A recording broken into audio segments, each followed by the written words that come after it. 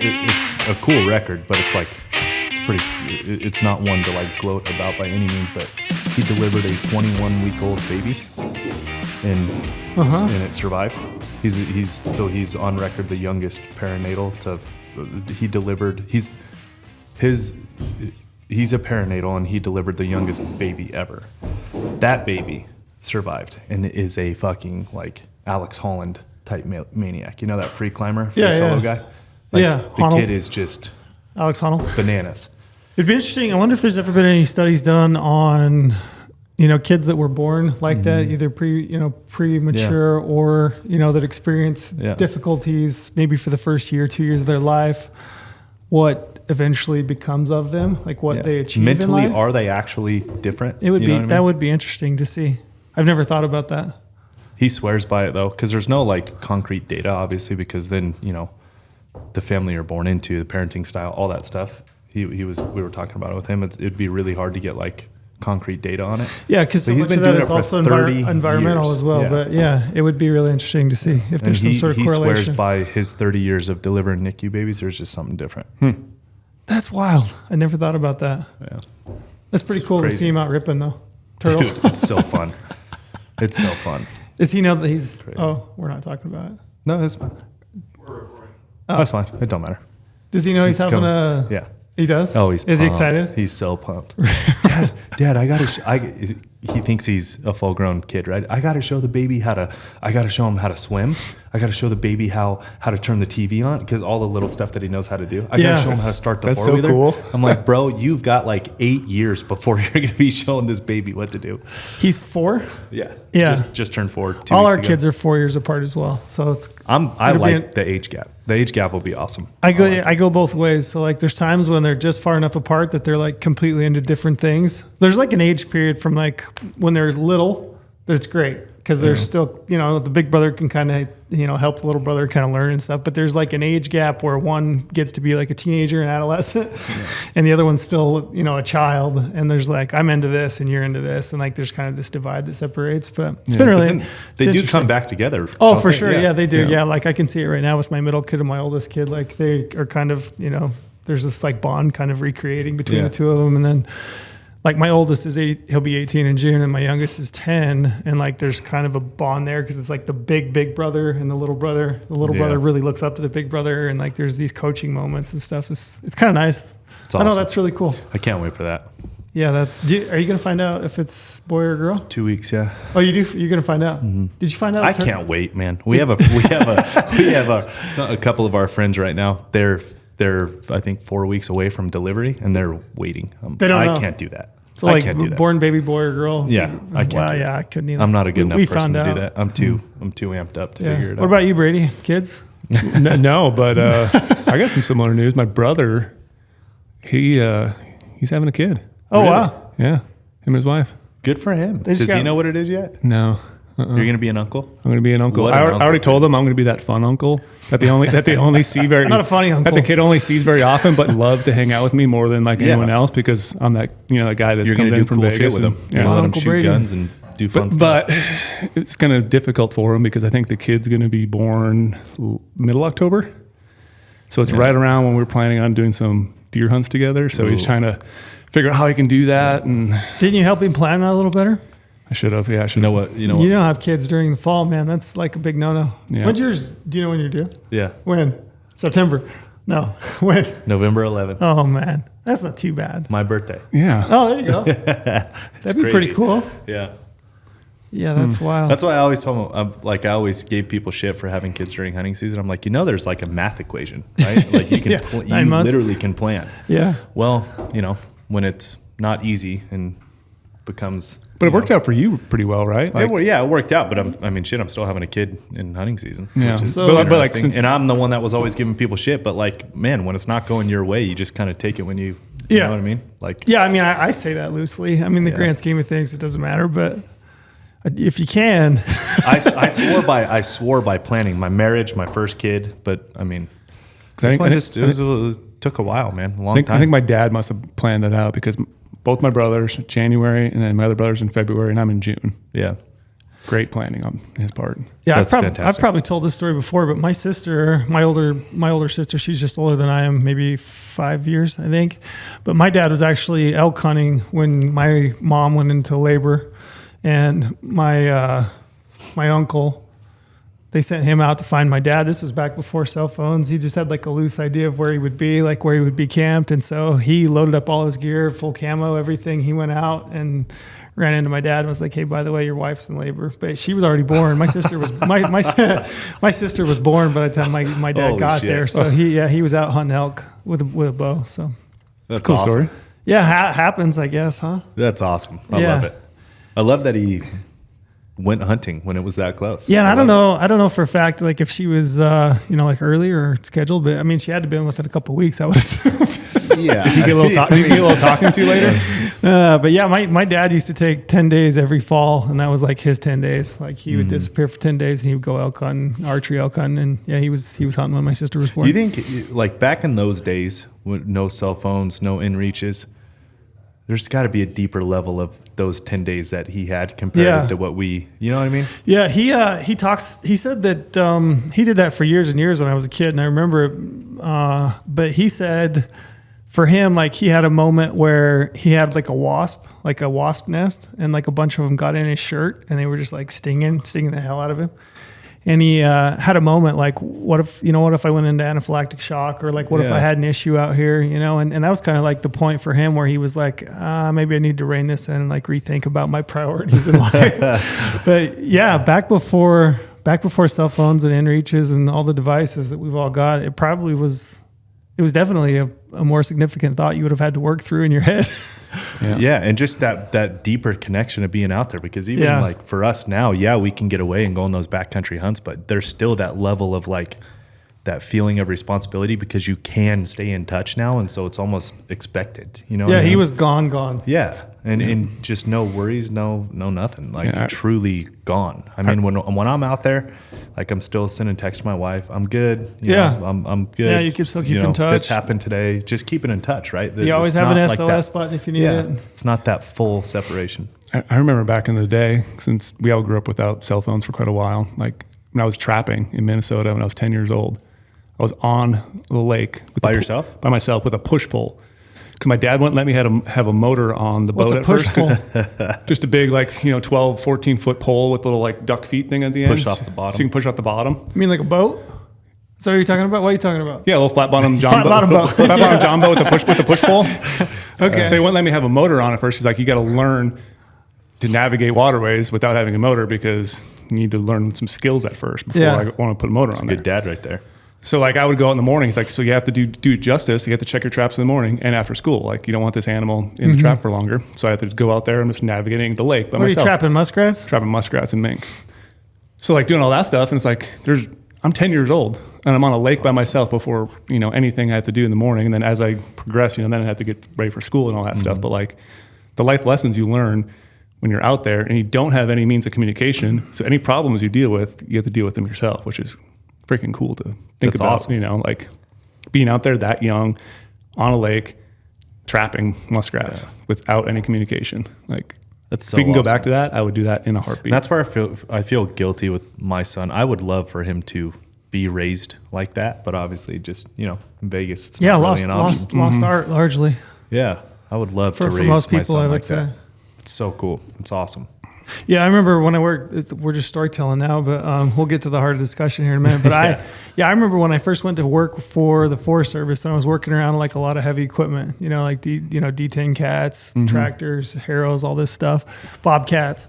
Like I remember like that process of like learning just to load, the way everything works. I remember thinking, man, I'm doing my kids a disservice by not just like. Get them out, let them work on a farm. Yeah. Yeah. I mean, I changed sprinklers and stuff as a kid, but like a lot of that, most people don't ever get a chance to do. Yeah. And I genuinely hold guilt that me I'm too. not giving my kid that. Yeah, me too, for sure. It's going to be such a lost thing. And the other thing too, it's like, man, he'd have so much of a head start in this day and age if he did, if he was raised like that. Like think about how far advanced he would be comparative to the rest of the world. Yeah. People that are they're a lot hardier. Yeah, a lot Figure harder. things out, fix truck, Super clean self-reliant. carburetor. Yeah, self-starter, self-reliant. It's Yeah, awesome. kind of a lost start. Well, that's cool. You're finding out though. 2 weeks. Yes, 2 weeks, man. Congrats. Thank you. I bet you're excited. Appreciate it. I bet Extremely. everybody's excited. Extremely excited. Cool. We have to let us. We'll do a reveal maybe. Are you gonna do one of those big gender reveals? My wife wants You're gonna to. shoot a bow. The whole. Yes, we're not a big one. Her and I, we don't give two. The balloon. She will shoot the bow. We don't she's give. the killer in the no family. kidding. I'm going to make her shoot the bow. We don't 100 give two yards. shits about social media or any of that bullshit. So it's like just one for our family. Uh-huh. But she wants to shoot a bow at it. I'm like, cool, I'll do it. That's badass. Yeah, I don't remember when that became a thing, but Yeah, it's a whole thing. it blew up. And you know what it is too? It's like it's kind of backfired. My favorite because- ones are the memes, like that they go wrong. Start everything on fire. Yeah, Those are hilarious. they've started to backfire on that too. And then when the dad is like, there are some out there where the dad is just genuinely not pumped about the gender. Oh yeah, of you the can totally baby. see Oh, it. yeah, Yeah. like- And it's like, bro, your kid's gonna see that, you know? Yeah, oh yeah, yeah. Live forever. Yeah. It's just. Are you yeah. hoping for a boy or a girl? I honestly don't give a shit. don't care one way or the other. Healthy, no NICU time, and I'm good. If it's a boy, then what? Third? Brothers Third? is so cool. No. Girl? No. I told my wife and I were talking.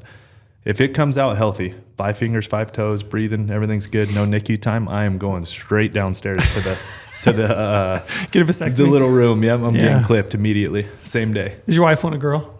Or is she not? She saying it? genuinely doesn't care either. Yeah. I mean, we're so fortunate. went through to a have lot that. with Yeah, Turtle. we're so fortunate to have him. So like, it is what it is. Brothers is such a cool thing. Like, how awesome would that be? I have an older brother. It's just no replacement for having a brother. And if I get lucky and have that dad-daughter thing, then that's cool too. What's Taylor Either like? way. Is being pregnant? She do all right? Yeah, she's doing good. She's doing good. It's like opposite of the first one though. Oh, so we kind of have it's a an girl. inclination. Yeah, it's like total opposite. So her and I are like, it must be different this time then. That's cool. Yeah, that's So, good. Yeah, Right on. it's exciting, man. Can't Very wait good. to find out. Very, very good. So you want to jump in, Brady? Hit us with a promo first, then we'll dive. Oh, promo first. I all don't for know. it. I'm all for it. Next time we'll do it at the end. How about that? Yeah, we can do multiple ones. You're just so good at it. We want You to are. we want to keep gifting, people the it. good. So, yeah, as you guys know, we're in. What are we in? April. April. We still have a lot. Already. Still have a lot of apps coming up. A lot of opportunities to get some tags. So to give you guys a little kickback, if you guys want to sign up for GOHUNT Insider, that's our entire research platform. Draw odds, filtering 2.0, app strategies. You get GOHUNT maps included with that, point tracker, hunt planner. Use promo code podcast. Promo code podcast will give you 50 points to the GOHUNT Gear Shop. That's $50. You can turn around and spend on anything gear related and get the best of the best research out there that we all use and trust, and helps us plan our hunts, helps us get tags. Something that you just need. We are heavy into research season, Heavy boy. into app it. season. I feel Heavy. bad for you, Trail. Yeah, it's been a gnarly month. It's been a lot of hours behind my desk. And you've had a lot of the heavy hitter states too, the ones that are really in depth, like Yeah, New Mexico, Utah, Wyoming, Arizona, Colorado, Nevada. yeah, you just turned in, what do you got? Nevada Mm-hmm. elk and antelope you turned into me. You turned into sheep and mountain goat. Yep, for Not Nevada. much changes elk, in Nevada, right? elk and antelope. Not a ton. Some interesting. One of the interesting things about Nevada, not to dive too deep, but I just wanted to shout out Nevada Game and Fish for the amount of data that they collect. The data is amazing. I think it's really cool that they collect things like horn length on antelope Yeah. when you turn in your surveys, and they publish all that. Same thing for elk. They publish all your 6-point plus 50-inch main beams, and you can track that out over time, and they put all that out year after year data. They do 3-year averages. They do yearly averages. I mean, it's really cool to look at the data. When you learn a lot when you write these application strategy articles. You really start to pick out little, hidden gems, especially for antelope. Yeah, that's why I was glad that I stole the Nevada mule deer app strategy from Trail, and I wrote the mule deer one. Yeah. I'm going through the same thing right now, because I remember writing a lot of these back in the day. I've kind of been, pushed away from writing a bunch of these, and I really enjoy writing them. The time suck, I can though. see how you could learn a ton from It's it. a labor of love. Yeah, I think I'm 26 pages on just Nevada mule deer. Holy Yeah. shit. And that's not including building the graphics yet. So I have, like Trail said, I have a lot of cool graphics. There's for mule deer, they break down even, how many points per antler side. So Yeah. 1, 2, 3, 4, 5 plus, 4% 4-pointer better. It is interesting that more states don't do that. I've always loved that about Nevada. Yeah. And there is some sleeper antelope stuff in Nevada. Yeah. It's like you start looking into that data. It's pretty incredible. There's a ton of cool data too when it comes to sheep. You talk desert bighorn, Yeah. California bighorn, Rockies, in And Nevada. exact horn measurements, base, everything. Yeah, and that's really cool. Even though I probably never draw a sheep tag. Don't and put that out there. I've told you that before. I'm just saying probably, but it's just cool to look at the data. You really start to comb through the different units and see what's available, what people have taken. You know, you can look at the best ram harvested for each year. You can look at base, like you're saying, basal measurements. You can look at all kinds of information for Nevada. Yeah. So That Nevada big game status book, I want to know how long it takes them to put that together every year, because there's a lot of gold nuggets in there. And that's what we use a lot, or I personally use it a lot to transpose that for the mule deer app strategy. I will say it's not the easiest to find always. No, I'm like, you have to really dig on You the have to do interwebs. some digging and luckily I have them all saved. But the cool thing is too, like I was going through that and they have like, I'm all the way back to the 1980s on data. yeah. Wow. Like I can go back to how many tags they issued for mule deer, how many were successful. And I have big trends of all that data from I think it's 1986 to 2022 right now. Do you recall off the top of your head the amount of tags then to now? Give me 2 seconds.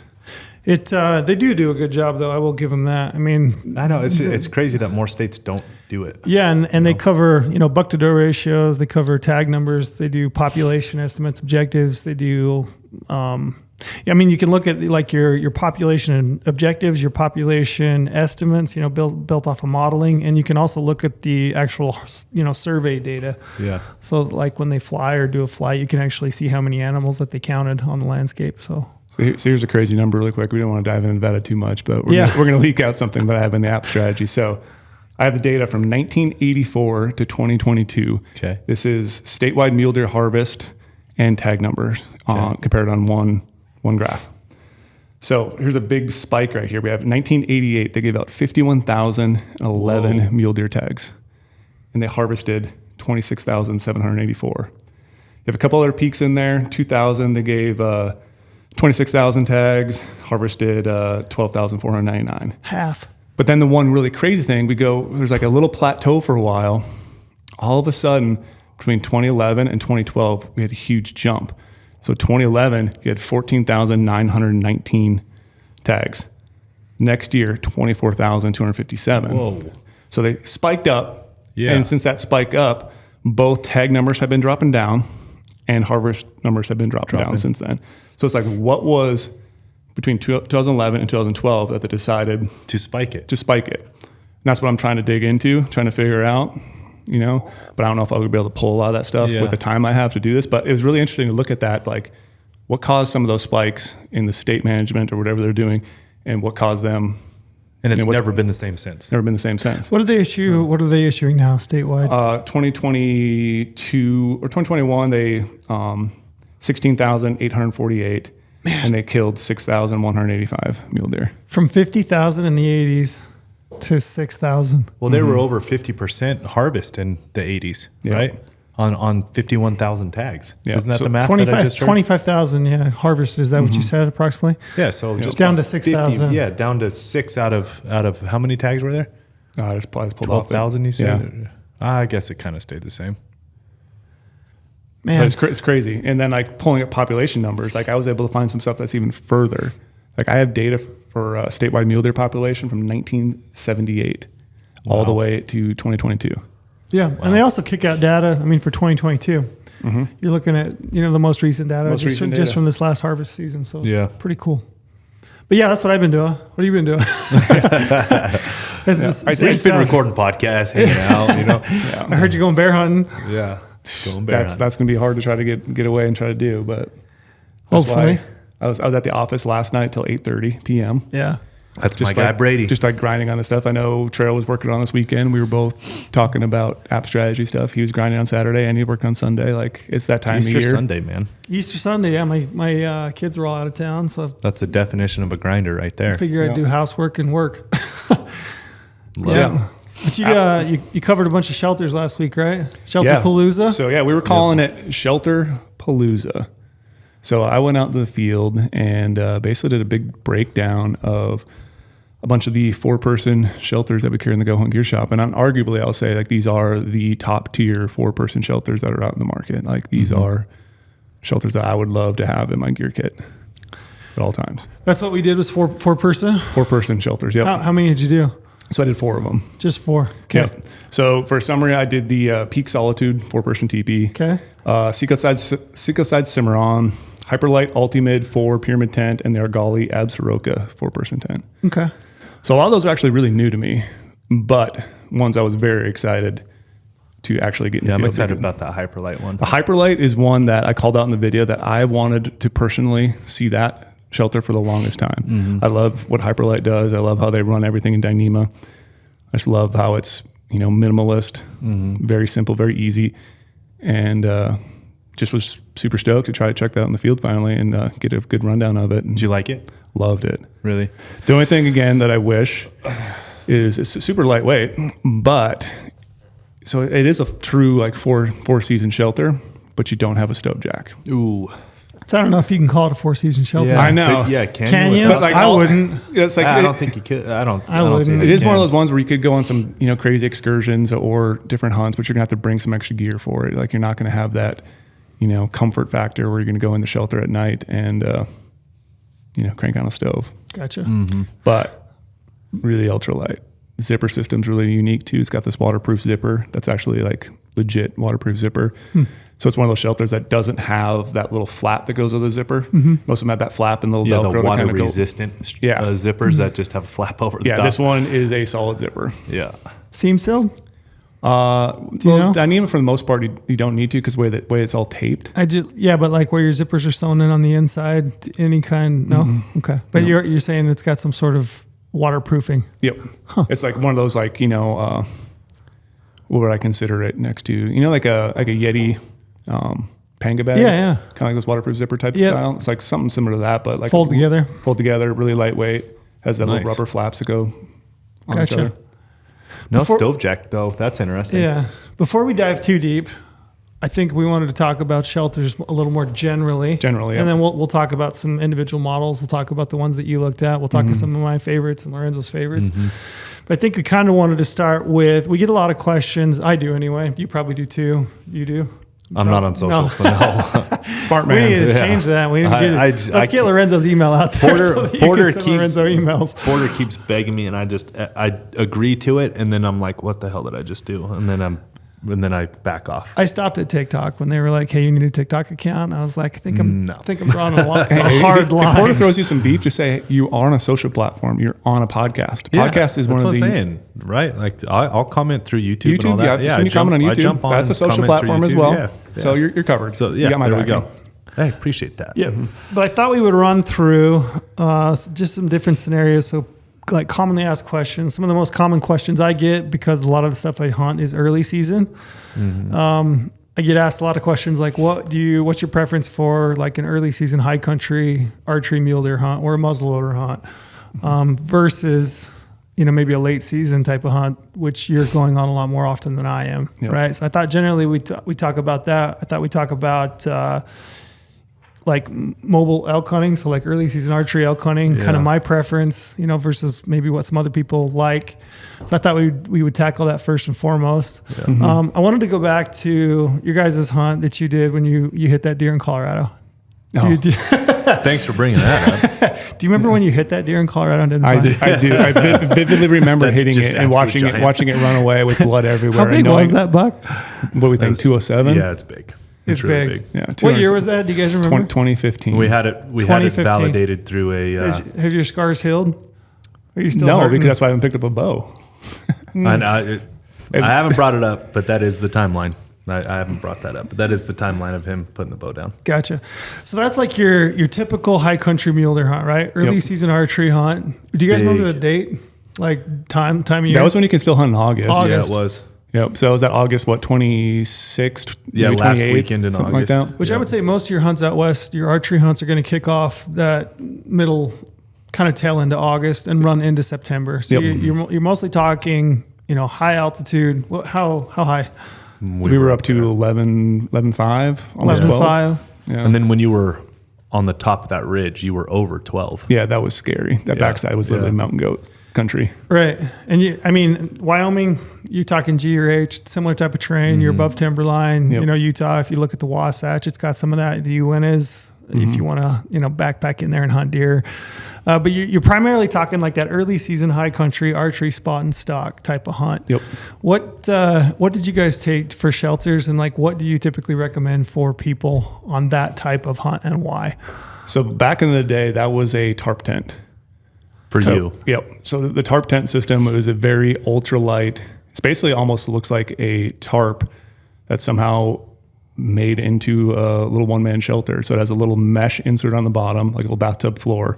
Very ultralight. You have to pitch it with the trekking pole, pitch it with the carbon pole on the back end. Yep. But it's very ultralight because because that hunt we were going in deep. That was deep. So Real that was deep. one of the ones. A lot of vertical and really deep. So that was a hunt I was very, cautious of everything I brought. Everything had to be weighed out to an ounce because we're going so far in, and wanted to be able to, have that, Little funny story here too. That's one of our, what was that? Our second film. You were the first one in Elements, and that was our second. We didn't really know what we were doing. We had so much weight in camera gear. We were carrying the rest of it was, we went super light on the necessities because we were trying to figure out how to do this. Like we carried in a the generator, style of videos, a little battery powered generator. It weighs for batteries. It weighed like 10 pounds. We kept trading off. Mather filmed that. Yeah. Dude, we were so heavy in because you didn't know you didn't know what you would need to film a hunt like that. We knew we wanted a different style. Like I was really hot on that, like the surf style adventure films, and so that's what we were trying to accomplish. We didn't know how. We're just like, let's go figure it out. Let's go do it. We had so much weight in camera gear. We were light on the other stuff. So you did that tarp tent. Yep, tarp tent. That thing was actually it was a tarp cool, tent Pro Trail, if I remember right. Okay. That thing was pretty cool. So when you're talking that kind of high country, I mean, for me, when I think about high country mule deer hunting, even high country elk hunting, depending on where you're at, but in early season, you're kind of beholden to, exposed ridges, right? So if you don't really have timber that you can kind of, hike down into and camp, so you may be camped on an exposed face, you're more open to rain, wind, lightning. Lightning I was going to jump in there. Have you guys had some lightning? Oh yeah. Yeah. I've had some lightning. I've had some lightning days and nights where I thought this is it. Like any second, I'm not going to feel a damn thing, and that's it. Lights out. Over. Yeah. Well, I'm clearly much slower hiking a mountain than Brady, and you are too, by the way, which I learned in New Mexico. But I told Brady, I'm like, just go. Like I'll be catch there. Up. But you go at your pace. I'll meet you up there. Like I'll go on my own pace. You go at your pace. I'll meet you up there. So by the time I got up to the first ridge that we wanted to glass into this bowl, he had set up his tarp tent, and it's like on this exposed ridge. It's as a on lightning storm is rolling in. I'm like, bro, are you sure? Like, should we drop off and go to like the next spot we want to get to tonight because of the storm? He's like, no, we're good. All right. So all night long, I just laid there thinking, I'm going to see the light, and it's over. That's when you take your metal trekking poles back in the day, and you take your tripod, anything metal, and you just chuck them away from your shelter. That night on that ridge was gnarly. Yeah. I remember like in, it had to have been 2002 or 3. Like I think Cam had just put out like backcountry bow hunting. I'd read that bivvy sack. Yeah. You're just going out. And that's what I did. I bought a bivvy sack. I bought an outdoor research bivvy sack, Alpine. I still have it actually, Alpine bivvy. Still use it actually from time to time. But I remember one night on a high country mule deer hunt on the Beaver being absolutely just terrified, scared shitless. Yeah. Just lightning, one hoop over my head and just thinking like, this is insane, and just absolute. It's such a helpless feeling. Totally helpless. Yeah. Because you can't do anything. Yeah, like, pretty you're just exposed. there. I had a little, I'd hike down a little bit. I had a little bit of timber, but for the most part, I was just getting dumped on. Yeah. That's the hard thing about those early season hunts is where are you going to pitch a shelter? But also, since we were going to that hunt, I didn't want a shelter that had a big footprint because I knew we were going to be camping in a lot of these knife ridges. Crazy stuff. And the only way to have a better spot was to literally get down into the basin a little bit further, which, in that hunt, we wanted to be back a little bit first, do long distance glassing. So we were going to be camping on some knife ridge early on. And turns out we turned up that buck. It was right away in the morning. It was a perfect game plan. No question about that. Perfect game plan. Couldn't have done that any better. So then the rest of the time we had some ability to have little better camp spots, but we're still pretty much exposed a lot though. But having that lightweight shelter just makes things so much easier because light, it's fast, easy to pitch. So if we get into a spot where we have to set up shelter really quick because the rainstorm coming in, it's not going to take a while to set up. And again, they don't take up much room on the mountain. And trying to have 3 different shelters on a mountain in one spot, you realize quickly like those small lightweight footprints or bivy sack is going to be a great solution on the early season. Well, I wouldn't recommend the bivy again for that. I mean, I've learned some things. It's just going to be my follow-up question to you guys is since that time, I mean, it's been what, 8-9 years ago, I guess at this point. Well, fast forward now, would you have done things differently? What type of shelters do you typically recommend for people early season high country archery mule deer? What are your thoughts? So this was pre gear shop. Yeah. And way before. The only shelter I had was the Hilleberg, the 2-man Hilleberg. So that's what I was using. Yep. I can't ever remember the name of it, but that 2-man Hilleberg. I think we had, I can't pronounce. I think we had that one. Nyack, I think Mather had the Kuyu. I think the Mountain Star. The Mountain Star had just came out. Yeah, and then I had the Hilleberg, and then you had your tarp tent. But yeah, I would not do the same thing. You wouldn't do that? No. Why not? I would go straight teepee. Really? Yeah. And that type of hunt? I'd go floorless. That's teepee. interesting. That's what I would have done. Yeah.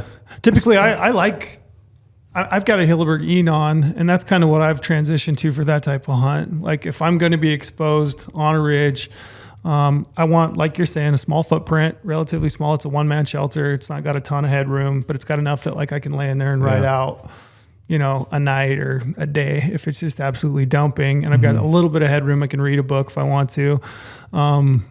But yeah, I do. I like a double wall shelter like that. That's going to buck some wind versus. Actually, that's what I was just going to ask. Do you like it because of the wind bucking capability? Yeah, I like it. Yeah, I like the ability to buck the wind. I like the protection from weather. So rain, lightning, that kind of thing. You're not going to get protected from lightning. No, but like that is the only, you can hide yourself from lightning. Yeah. Because that is the only downside of some of these other ones that stick up taller, like a teepee kind of does. Because you put a teepee on an exposed ridge, you could get rocked by some nasty winds and nasty storms. Yeah, low profile. That's why you could still rock it like the little bug out. I've used that with some of the now hunts. that I'm rethinking my answer through this because when I was in Wyoming and Randy had that teepee, he got crushed by the wind. Yep. So I wouldn't do teepee. Yeah, so I like that setup. It just depends, but I advise people. That's typically like my advice to people. Like if that's the hunt you're going for, and again, I mean, you can't have. I would say ideally you have one for every type of situation. You've got a floorless shelter with a stove, maybe one without a stove jack, like a Hyperlight to save some weight. You've got a double walled shelter like a Big Agnes Tiger Wall or something like that, or a Hilleberg. But yeah, for those early, especially like spot and stock mule deer, where I feel like you're probably going to have a camp, you're going to try to locate that in some low spot, kind of out of the way where, potential deer that you might be trying to hunt aren't going to pick it out. It's not going to be like glowing on a hillside. Yep. And you're probably going to end up, hiking up every morning to a glassing point where you can cover a basin or 2 basins, right? And you're probably back and forth between that. Yeah. Yep. I think switching now, if I could do it over again, but obviously these shelters weren't released back then. Yeah. But I really have grown to enjoy the Stone Glacier Sky Air ULT, that full setup.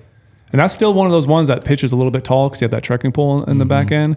But I have been in some pretty nasty storms. I've used that a lot in some spring bear hunts before I switched over to the fully floorless shelter system. But that setup is really light and it's very versatile too. It's modular, so I could just run it as like basically a tarp. I could have that bathtub insert in there if I wanted to. And it's just very versatile for that run and gun style. And I think that's going to be a great shelter too if I want to go steep and deep and light on a scouting trip maybe in the summer. Super light. Like crazy light. Very light. And that's one, again, it's going to not have a big footprint where I could pitch it anywhere. I can pitch it in a mule deer bed if I needed to. Like I could just use the top part as a tarp.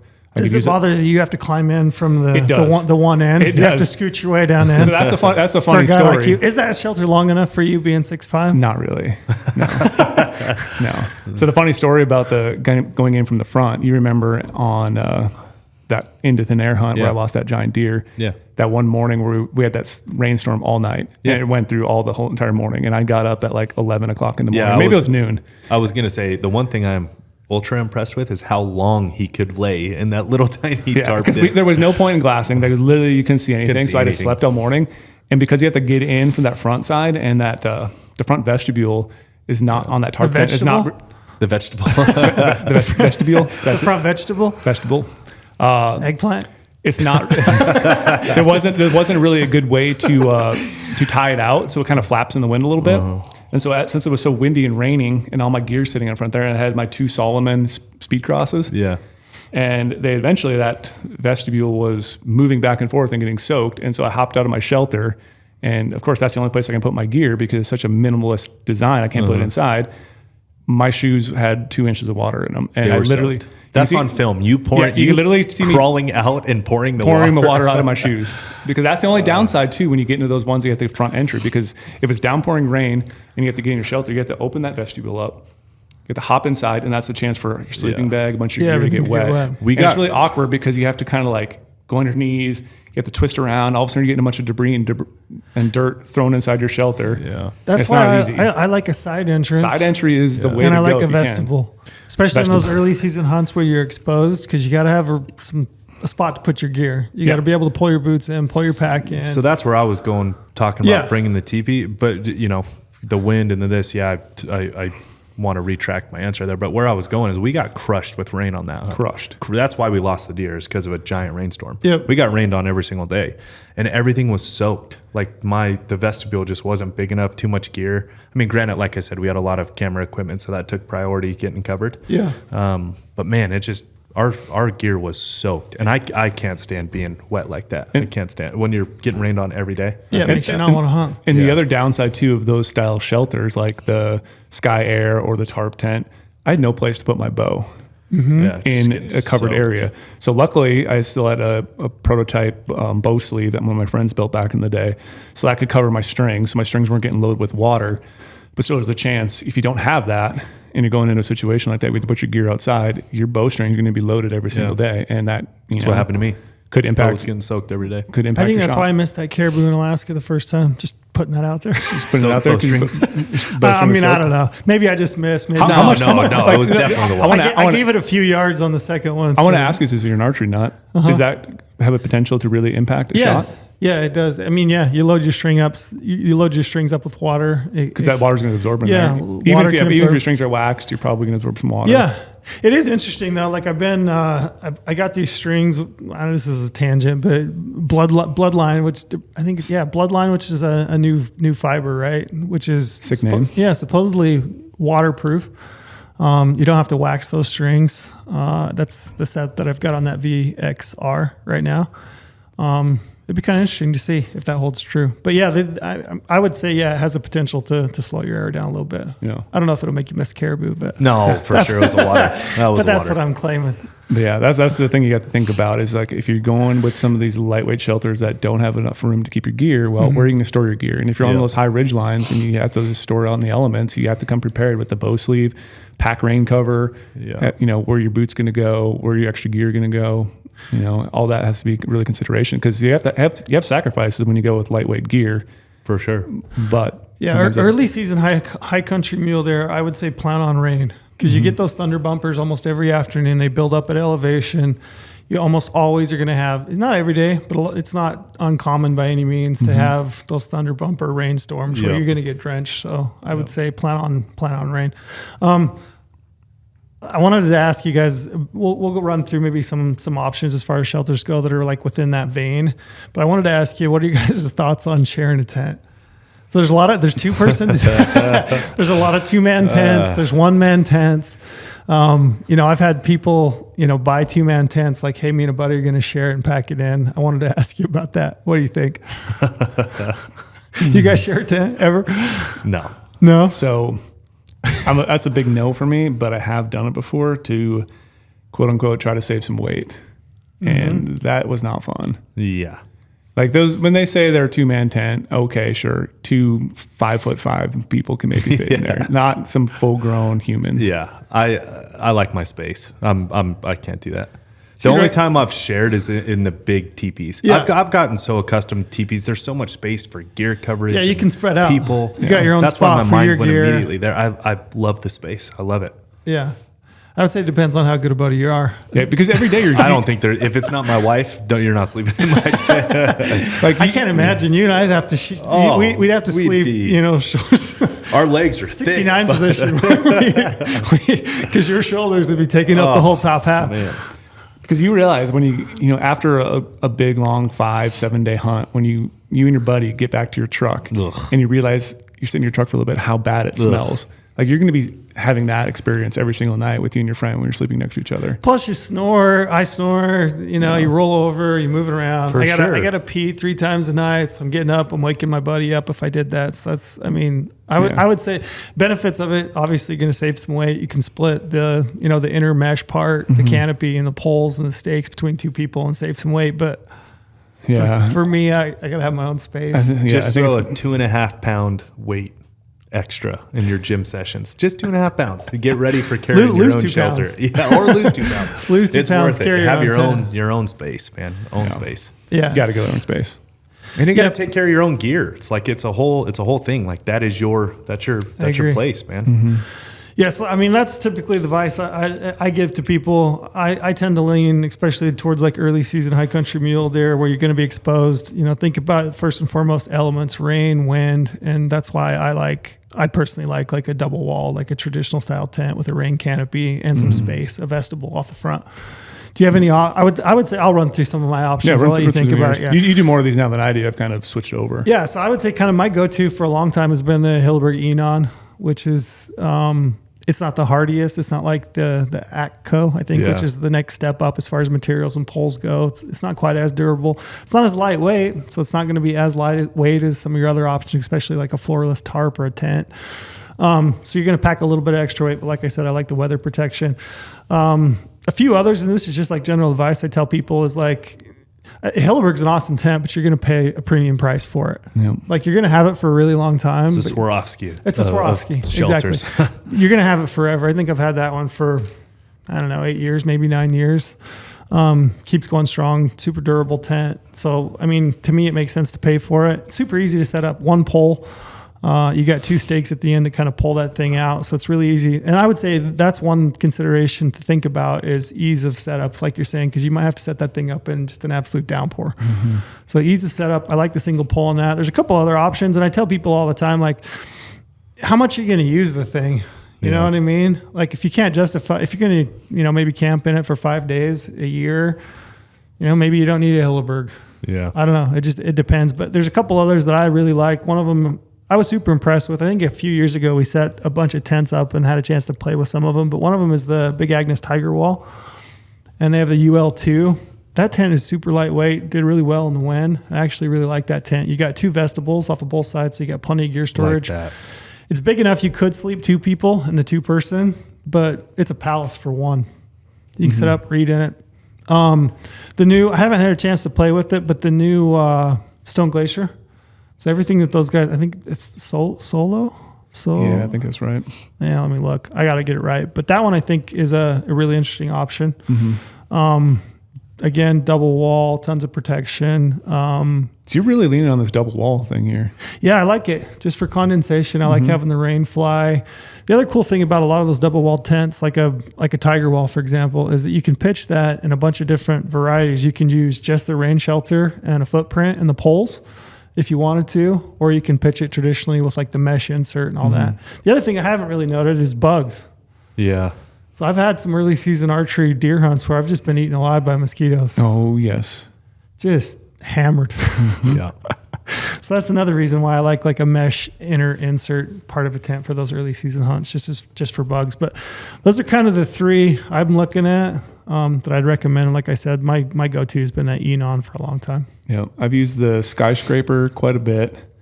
I have the old version. I don't have the newer version. But back in the day, this is going to date me, like way back in the day when I was doing fisheries work in Montana. My go-to shelter was the MSR. I think it was called the Hubba. The Hubba? The Hubba HP. You know what? They used to have the Hubba, which is the 2-person. Then they had the Hubba, which is a single person. And then they had the Mother Hubba, which was a 3-person. And now I checked on our website the other day, they have the Hubba 3-person, which I'm kind of bummed out that they dropped the Mother Hubba. That's way better. They need some branding work on that. I like the Mother Hubba. But back in the day, though, that Hubba HP, if I recall, I think it's definitely what that was. It was like a lighter weight version, super easy to pitch, very, very durable, could handle the winds. And that was my go-to shelter for the longest time when I was doing fisheries work. And I transferred that into some, scouting trips in Montana for, high country deer and stuff like that. But And then now the Sky Air ULT, like that's one that, again, I could pitch it several different ways, but that bathtub floor mesh insert's going to get rid of all those bugs. And then, like you said, the bug thing, I can recall some nasty scouting trips in Montana when literally, like you said, the mosquitoes were horrendous. I'm literally sitting there at night glassing with the bug net. I had to bring a bug net in these scouting trips because the mosquitoes were so bad. And then you try to sleep at night and it's the same thing. The mosquitoes don't go away till like 1 a.m. in the morning or whatever when things start getting a little cooler and you're just getting eaten alive. Yeah. It's not fun. That Stone Glacier is called the Solus, S-O-L-U. Okay. Yeah, Solus one person. That's a new tent for them for 2023, which, like I said, I haven't had a chance to try yet. But did you see that new Argali one? Yeah, I just saw it today. It looks like a floorless one-man type of deal. Yeah. I haven't really looked at it other than I was driving down today and saw a social media post about it. But yeah, you texting and driving over there before I get to Vegas. When I get to open road, right? Text and drive. Don't text and drive, kids. But yeah, once I get to Vegas, so bumper to bumper, I got to really pay attention, which I'm not used to. I don't have bumper to bumper in Cedar City. Yeah.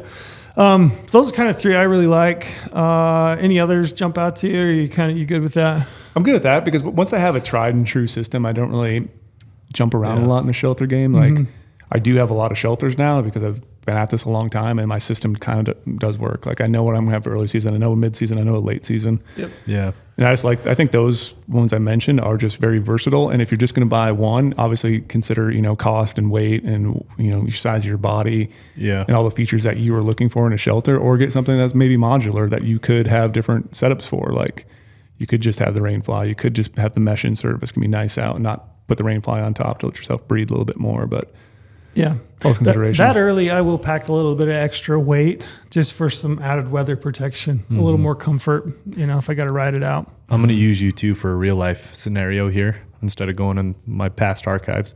So I'm lucky, super fortunate going on that stone sheep hunt this year in August. And I've been we've just been doing this teepee thing for so long because we've, been doing these filmed hunts and usually it's 2 or 3 of us, cameramen, the whole deal. It's what's been working for me. But obviously I'm going to need something else for this. And I'm just starting to dive in to think about what I'm going to take now. What do you guys think? Like I said, one man or two. Do you want? Oh, one man. But I need gear coverage. Yeah. I mean, that Tiger Wall too is really hard to beat, to be honest. Really? It's super light. Yeah. You're 2 pounds, I want to say. I mean, it's really lightweight. It's not too expensive in the grand scheme of things. And there's a lot of single person shelters out there that are very similar in weight, but you're getting a lot more room in that Tiger Wall. And that's again, it depends on how long you're going to use the thing, but I think that's a really nice 14 option. days exposed sheep country. Yeah. You're going to be moving a lot. Or, yeah. Oh yeah. Yeah. I mean, if it's anything like the first time I did this a long time ago, it's constant movement. Yeah. Constant. Or a Hilberg. Yeah. You probably put some time into an Enon. I bet you've slept So my first stone, long time ago, that's what I was in. Yeah. That's why I took it on into thin air on that hunt. That was my only shelter I had. That was it. I mean, you've got less room for sure. Less room to sit up, less gear storage. Yeah. And that is one thing I like about like a 2-person tent, like a Hubba Hubba or a Sky. What is it? Sky. It's not a skyscraper. Sky Air. It is a skyscraper. Skyscraper's it's a 2-person. But then you're 4.5 pounds for it. So you're taking some extra weight, but you are giving yourself a whole lot more room internally and storage. Yeah, and the durability factor. And durability. Yeah, true. The internal space and storage is what I'm real focused on. I mean, you get trapped in your tent. Every time I've been up there, you get trapped for a day or two. You know what I mean? Like I'm not talking like a half a day. I'm talking a full day or 2 at a time. And that's where having that extra room in there is going to be nice. Otherwise, it's going to go crazy. Gear coverage. I mean, you're on a sheep hunt. The last thing you need is something going wrong. I mean, you're out there. Even if you want to go home, you can't. You know what I mean? The plane's not coming back. So I'm just starting to dive back into what my setup's going to be going into that, and it's super comparable to a lot of those early season super high country mule deer hunts. Yeah, right? Very similar. Yeah, bugs, weather, getting trapped in there, the whole deal, and I've said it before, but I really want to try to kill it with my bow. So it's going to take you some days then potentially. A lot of days, and I'm really focused on gear coverage is where my main thought goes, and then bugs obviously too. I mean, up there that's like another world of bugs. Yeah, I mean just for reference, like this Tiger Wall UL3, which is a 3-person, which is tons of room, right?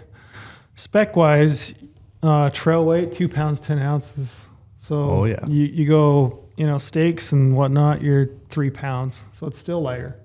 And you get down to, trail weight on a 2-person, which offers you tons of coverage for one guy, you're 2 pounds. Yeah, that's awesome. Mm-hmm. Yeah. It's not the most durable. You're not getting like the durability of you would, the material in a Hilleberg, but you're still getting tons of coverage and probably enough to be fine and saving those weight. 14 days, yeah. Mm-hmm. Yeah. So I like that option. Go ahead. I was going to jump to a different subject. Yeah, go ahead. I want to ask what's your go-to archery elk shelter Yeah, setup? So that's where I was going. Okay, so more down. So we're getting off the ridge lines now. Mm-hmm. We're diving down into the dark timber. Mm-hmm.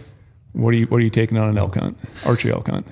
Yeah. So archery elk hunt, I think two types of hunts, right? So you've got people that like a base camp and they're going to hunt a drainage. Maybe they've got some elk in it. They've got it kind of figured out. They want to stay out of the drainage to kind of keep their scent out of the drainage. They want to be able to hunt that drainage. So they're in and out of that drainage every single day. That's not my style of hunting, but I would say adopt a similar style of hunt that we just talked, or shelter that we talked about just now.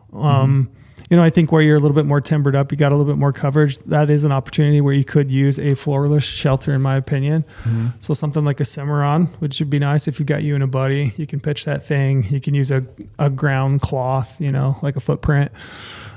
Just to lay your sleeping bags on. You can actually save some weight. You got plenty of room, storage for your gear, and you got weather protection. Like I said, you can find some coverage so you're not dealing with the wind day in and day out.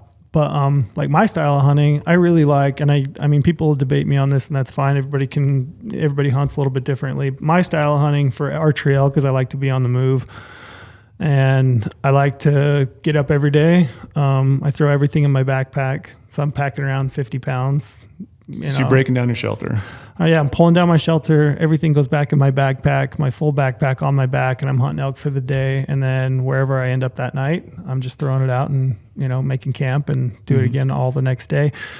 And for me, I think I'm more effective that way because like to kill an elk, I feel like archery elk, like you just have to have chances. You have to stay in the game, right? And I feel like if I'm hiking back and forth, like I have a lot of buddies that will do it. I'm just not willing to sacrifice the sleep. I would rather just camp where I'm at and, get 8 or 9 hours, 10 hours of sleep, depending on the time of year. Mm-hmm. But I like to get my sleep and then be up and, moving and on elk. And I've had a lot of experiences, a lot of elk I've killed actually.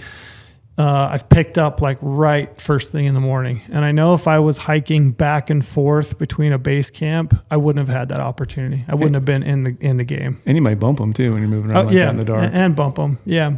I mean, so for me, shelter wise, archery elk hunting, my preferred style is bivvy and tarp. Mm-hmm.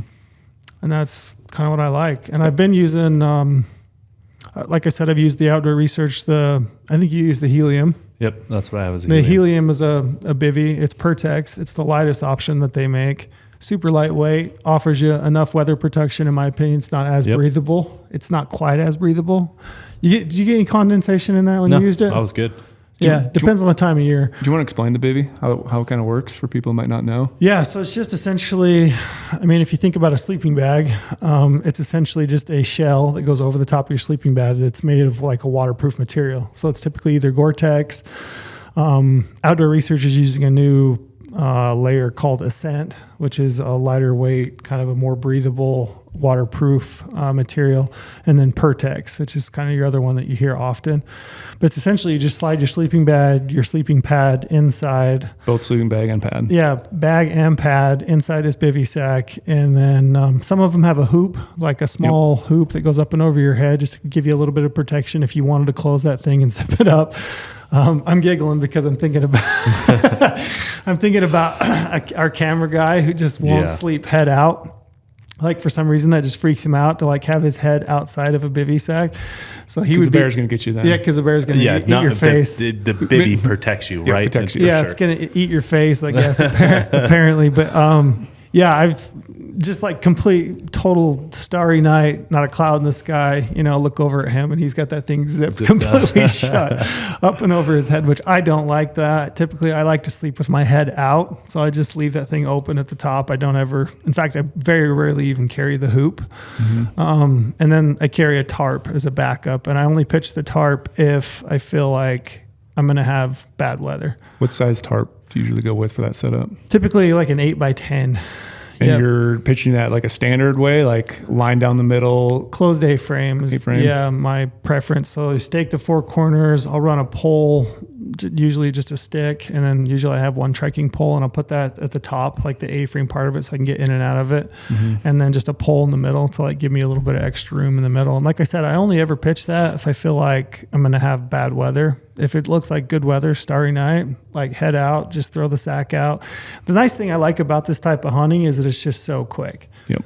That's the story I wanted to get into. So when I hunted, the only time I've elk hunted with trail was a hunt we did with Trent, born and raised guys back in the day. And I noticed every time we would, because that was a mobile hunt, every day we're kind of, following the elk, camping that night. He had his setup already completed. Everything was all, his bed was all laid out, his bivy sack was dialed, his tarp, and we're still trying to find flat spots for our shelter. Yep. He literally just has a little small spot on the mountain, maybe next to a log or whatever, or it's a deer trail. bed, elk bed. That's the other thing about a bivy is you can literally kick out anything, anywhere. And you have that carbon whippet, so you're sitting there like digging out your little area really nice and getting it all flat, and like you're already eating. And we're still like analyzing the terrain, like, oh, what's that look like? Is that nice and flat for my shelter? And he's done. So like he said, he gets more time to finish eating and go to bed. So he's more well rested. Yeah, sure, it might be like 30 minutes, but like that's 30 minutes. Yeah, and I find it more beneficial in the morning. Like I get to sleep in a little bit longer. 5 minutes. You reach back, you deflate your air pad, you lay on it, air goes out, you roll everything up. You get your system dialed. Yeah, you just stuff it in your backpack, in the bottom of your backpack, and you're gone. Like it's that quick, which is the reason I like that style of hunting. It's just easy use. And then you're not, like I said, you're not having to carry a bunch of extra poles around too, which is added weight. You're finding a random stick where you're at to pitch your tarp up at night. Or like I said, if the weather's nice, you don't have to need to pitch that. And I really, I don't know. I guess everybody's a little bit different as far as like their comfort. I know people for sure. Born and raised guys, those guys, they pitch tents. I know a lot of people that pitch a tent. They just like the comfort of being like in a little cocoon. Like it's like their own little hotel room on the mountain. They feel like a little bit protected from, an animal or whatever it might be. But like it's never freaked me out just sleeping with my head out under the stars. I don't lose sleep. So I don't know. Maybe it just depends on each individual comfort level. Well, you showed me the light on that because I had never bivvy hunted before. Pitching like into thin air, pitching tents, the whole deal. When I went on that elk hunt with you and you showed me that the bivvy style, I am like forever in love with that, with elk hunting. That is the only way. Do you think it helped? I think it, and yeah, absolutely, it helped. Think about how much ground we didn't lose on the elk. Think about how much they moved, right? From day one, that very first 7 point we saw, that when we were right there, and then to the days we killed, like how much ground we covered. And if we had to retract on that ground every single day, how different it could have been. And what I remember specifically is like hunting those elk all clear through the night, like that first night where we're set up on that wallow. Those elk were just off the wallow, and laying there falling asleep, but listening to the elk and being like, okay, they're moving this way, that way. We knew exactly what to do. And as you're waking up in the morning, you're listening to see how close they are, or far they are, which direction they went. You literally, like, it was literally game on the entire time. Yeah. The year before you and I hunted that, I'd drawn that same unit, same area. And it took me, I think I killed a bull. I think it was 9 days, 9 or 10 days. I can't remember, but it took me almost the entire hunt to like figure that out. Right. But I remember, and that's how I was hunting, bivy sack, tarp moving. And I remember one night I got onto this bull and he was screaming, had a bunch of cows, wouldn't come in. And I just like bird dogged him all evening, and it got dark. And I remember I was sitting on this log, and it was like pitch, dark, too dark, and he was still bugling. And I just cow calling because I wanted to see, his reaction, how hot. And he came in after dark, and I remember him coming in and just like screaming in my face. Like, it was actually a little bit terrifying because I was sitting on this log. I had the wind, and this bull is right there. I'll bet he was 12 feet. I mean, he was so close. Like, I could see his outline. That's awesome. I could see him, and he is just ripping like right in my face. And I just threw out my bivvy as soon as I kind of let him move on. I threw out my bivvy between two logs. But I killed that bull. I killed a bull out of that herd the next morning. And from that spot to where I killed that bull was 3.5 miles. So they'd moved that morning. Yeah.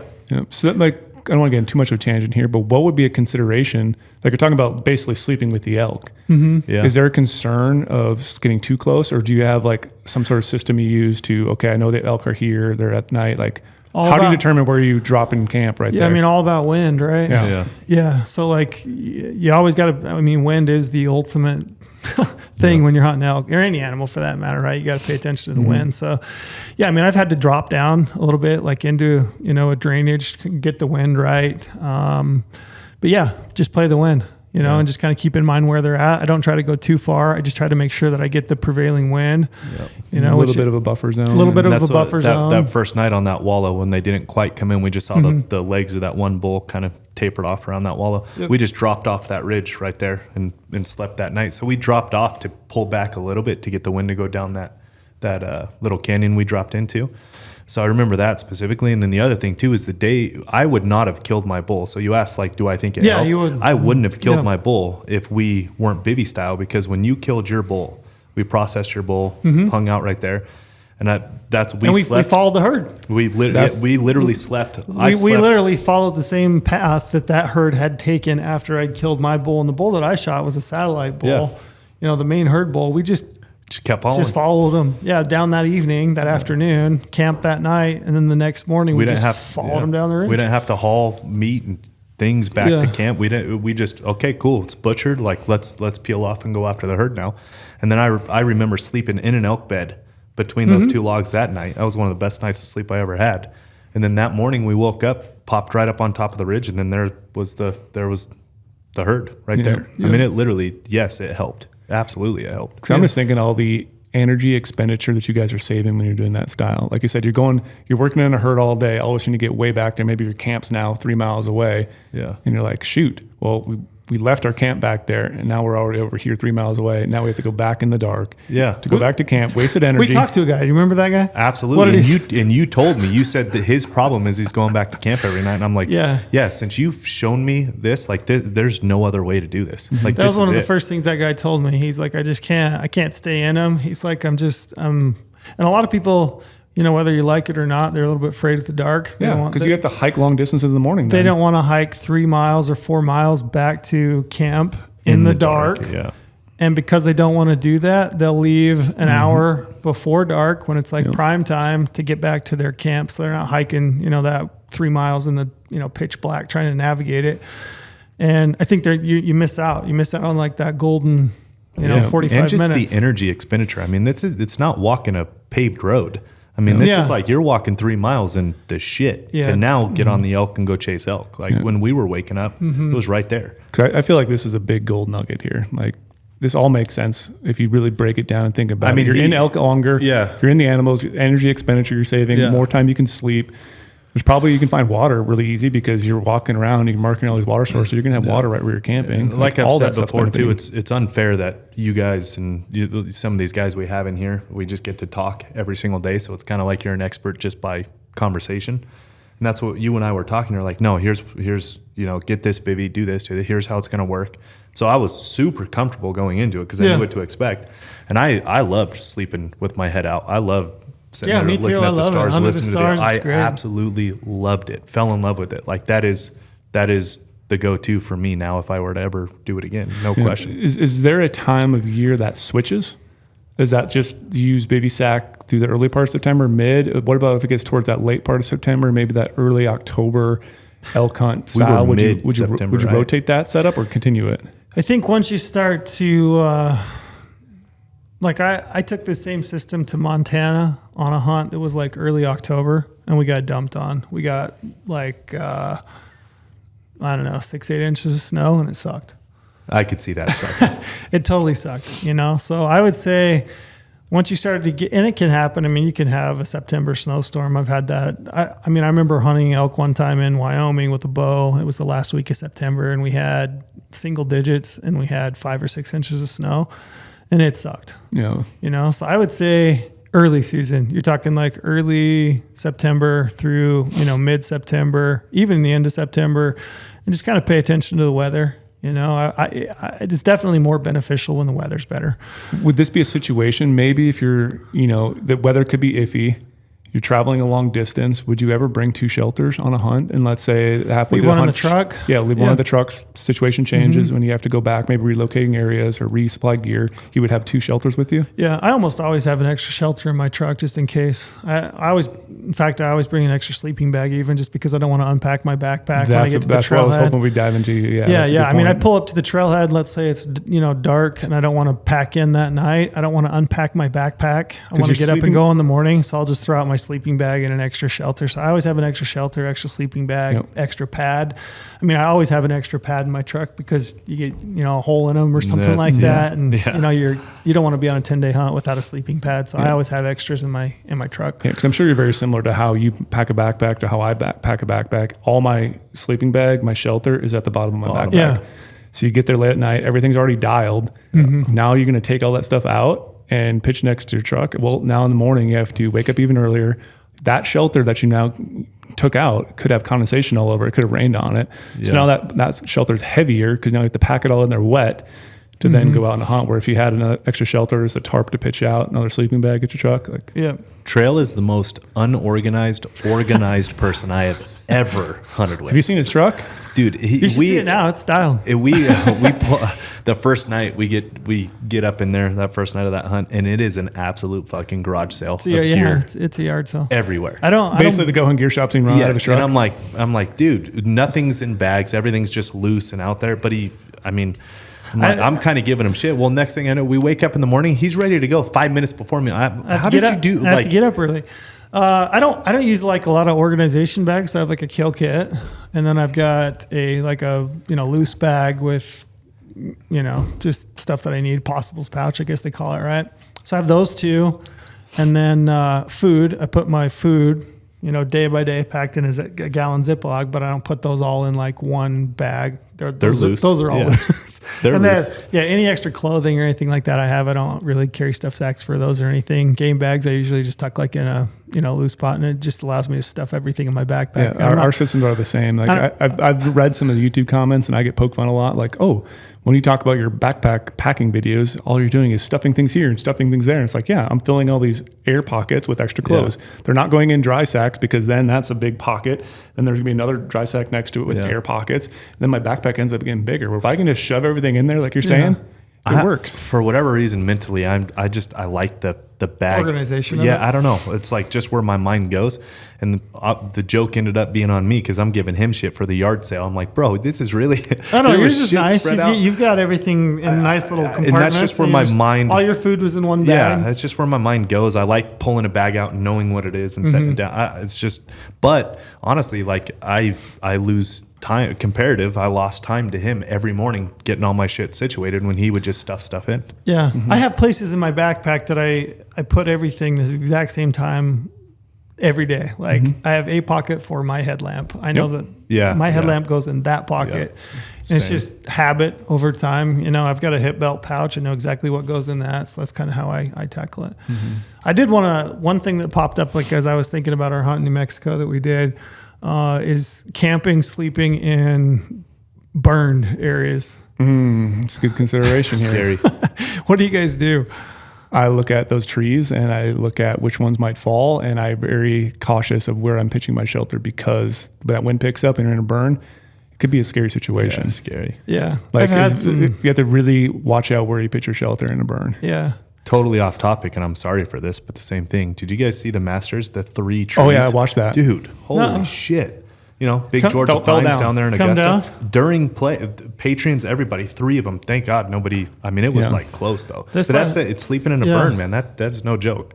This last year in Utah, Kayam and I, the camera guy, daily, like 5 to 7 trees. Fall? Yeah, Yeah. you'd see them because the old burn area, and you'd just be sitting there and all of a sudden crash. You hear that thing come down. I remember an elk hunt in Arizona, a late season hunt I did. I was camped in a burn. Wind picked up in the middle of the night.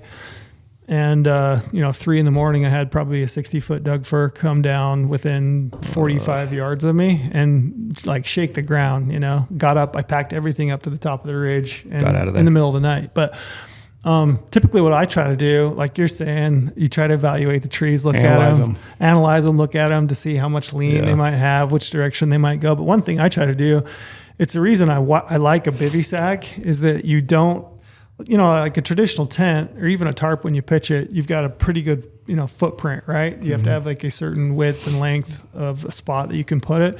Nice thing about bivy sacks is they're so narrow. I mean, they're essentially, the width of your shoulders. A lot of times I'll try to put that down between 2 downed big trees, like in a flat spot. So I've got, a buffer So where if it falls. if something falls, it's going to hit those 2 logs and not just smash me in half. So I try to do that quite a bit. I'm always looking at the tops of the trees. If they break at the top or they break down low, will that tree fall and hit on me? Yeah. Where's a good spot to go? And then if I'm pitching it near something else, I'm looking at those branches up above, those smaller ones that may be 4 inches, like those in a crack and fall down on me. Yeah. Like you have to have a lot of consideration. I don't know if this works at all, but I like to give a couple of nice little shoulder push just to see. This little That might work football for you. stands. I just little, come off the line. Do you ever a go little full stance. tilt, like back to high school? And No, just- no. But I just Hit the just pads. for mental. I don't know, just like a little mental thing, just to see if Yeah, but that is a consideration. I never used to lose sleep over that. Hardly ever thought about it. I've slept in some places that I had no business sleeping in just fine all night long, but now it'll keep me awake at night if I don't think about it. Yeah. So, food for thought, huh? That is a really good consideration. Let's move into like floorless and why. Yes, sir. This is Brady's realm. This is my jam. Why floorless? What do you Because- like about it? What do you hate about Because it's it? the best. And when? End of story. plain and simple. If you don't chew Big Red, Yeah. It's just so versatile. I mean, all the benefits of a floor shelter are just come down into big space inside, plenty of room to move around. Yes, you do need a bigger area to pitch it, but when I have a floor shelter and I buy one with the stove jack, it is very versatile for all year. It's literally what they say, 4-season shelters. And I can use that summer scouting. I can pack it super ultra light like the Cimarron or a little bug out, and I can not take the pole with me. I can find a tree when I'm out there, break it, find the right height, or if I have a saw, cut a saw, pitch that up, and I know I have a backcountry palace. It's basically the Taj Mahal of the backcountry. I have all my gear laid out every morning. Everything's nice and organized. If, super quick to pitch, super quick to take down, and that stove is going to add so much, benefit on the mental game as well. When I know I'm back there, if it rains, downpours, and I still have to hunt, I'm not going to want to go back to my shelter. I'm going to get soaked. Sure, I have rain gear. Sure, I have all that gear, but I want to have the ability to dry off at night. That's a big factor with being able to stay out there and hunt longer periods of time instead of getting that mental drain of, now I have to go back to my tiny shelter. All my gear's wet. I can't dry anything off. My boots are frozen. Would you use floorless without a stove? I do a lot, actually. Yeah, You do? Why? just because again the space, and I can pitch it easy. I just like laying on the ground with a little ground sheet for my sleeping pad and just throw it up. And Save weight. Save weight. Like in the summer scouting, a lot of times, like I said, I'll take that little bug out. I feel like that's a perfect little shelter. Sure, there's other great options too, but that's just what I own, and I'm going to continue to use it. yeah. And it just works well for me. I mean, there's no denying the size, like the square footage to weight ratios in the floor. There's just no denying that. But like what we were talking about earlier, the bugs, of this, of that, all that stuff. Like would you ever draw the line in the floorless? The Snakes? The big Like is there a line that the you big draw? negative? So Trail and I are going on a Barbary sheep hunt here. We're going to Texas. I was like, hey, do I bring my floralist? And I'm thinking like, okay, there's gonna be a lot of snakes. Tarantulas too. Yeah, so that's the situation. Those Not poisonous though. I know, but those scare me more than the snakes. So that's the Those tarantulas situation are where gnarly. we've already been talking, and I'm like, I'm not going to bring my floralist. I'm going to bring the Sky Air ULT. And You've what ch- was you've the line in changed. the sand for it? What was it? Snakes. Okay. That seems sketchy to me. Yep. Have a little rattler come crawling up Yep. to get some warmth at night next to you. But it is something that's hard to grasp. But like spring bear hunting, I love a florist shelter. I went back and forth for a while, and now I'm fully sold on florists because, well, the downside is ticks. That was just going to ask You you. are Doesn't literally- cross your mind? Ticks doesn't cross You're your literally mind? hunting with ticks all day. Yeah. Like, sure, people will say, oh yeah, spray your clothes. Well, I freaking spray my clothes, but you guys don't realize when you're hiking around, these ticks are falling on you from vegetation. They're not just crawling up on you. So you're gonna have ticks on you no matter if you spray your clothes down or not. So you're hunting with ticks all day, picking them off, burning them, sending them back to where they belong. And then at night, you're living with ticks. So you will have ticks crawling on you at night, which is a very gross thought. That's but a you will horrible just have it and you will deal with it. And yes, there is bad things about ticks, so you have to really check yourself every single day. Do you But- have Do, a when partner check? Yeah, do you Pardon? guys do that? You and Neville when you've hunted together? Oh yeah, we pull up our shirts and Neville check my back out. I'll check Just your his back shirts? out. What? Just your shirts? just Yeah, the shirts. are we trust You me. and then- Neville ever got buck naked in front of each other? No, and we just, go like, checked each up other to for the ticks? side. I You drop my checking nooks pants. and crannies? What are we checking? I'm dropping those by myself. Okay. But the back area, like areas that you can't feel because you're buying a harness and you have your clothes on the back, like that's where you're going to get some ticks Yeah. around your like shoulder blades and stuff like that. So that's the only like big downside to a floorless is you have the insects side. That's always And- my thing is the ticks. And I will say one thing too that really surprised me. So I was on a muzzleloader hunt in Utah quite a few years ago, camping, and all of a sudden at night I'm like in my shelter dealing with all my stuff, and it was raining outside. And all of a sudden I looked, I had a scorpion Ooh. Oh, in my shelter. In No Utah. way. Yeah. Ooh. So that's another thing too you have to watch out for. So I looked at that scorpion for a while, took a bunch of pictures of him. He was just being a little chill, hanging on my glove, and I was like, "Yep, you're dying." And I smashed that thing with the rock. But like that's the thought as well. Like scorpions, while you're camping in some of these high desert situations with the floorless, never thought about you can have that. little creepy crawlers crawling on you. But again, though, if I'm the person right now, let's say I don't work at Go Hunt, I'm just getting into this backpack thing, and I want one shelter for multiple different hunts, I'm going to lean someone possibly towards the floorless because it's so versatile. Yeah. Because I can use that in early season. Yes, you have to watch out where you might pitch it, like we're talking earlier, the high country mule deer stuff. So that might not be the best situation for that. Yeah. But if you're going to elk hunting, want a nice camp, hunting with you and your friends, you can split up that gear. And then later on, you can be like, well, I'm going to start backpacking in October or late October. And now we're going to deal with some snowy conditions. It's going to get cold, or even backpacking in November. That one shelter is going to cover you in so many different seasons and be very, very versatile because those shelters are expensive. Yeah. Like Yeah. buying a floorless shelter with a stove is a big investment, but I feel like I can get by with a lot of different hunts. And like we said, we can just go in the gym longer, get a little stronger to hold it, or lose some weight to be able to pack that little heavier thing to wherever we want to do with it. Yeah. But it's so versatile. And then, like I said, when we get into that late season, when I have to use a stove, most people know my crazy hunts that I go on, I pray for snow. Because snow is going to allow me to camp in places where there's no water. That's going to eliminate horse hunters. That's going to eliminate guys who need water every single day that don't have a stove. Well, I can just melt that snow for water. Sure, that water's going to taste like pine needles. I can get over Better that. than elk piss. Better than elk piss.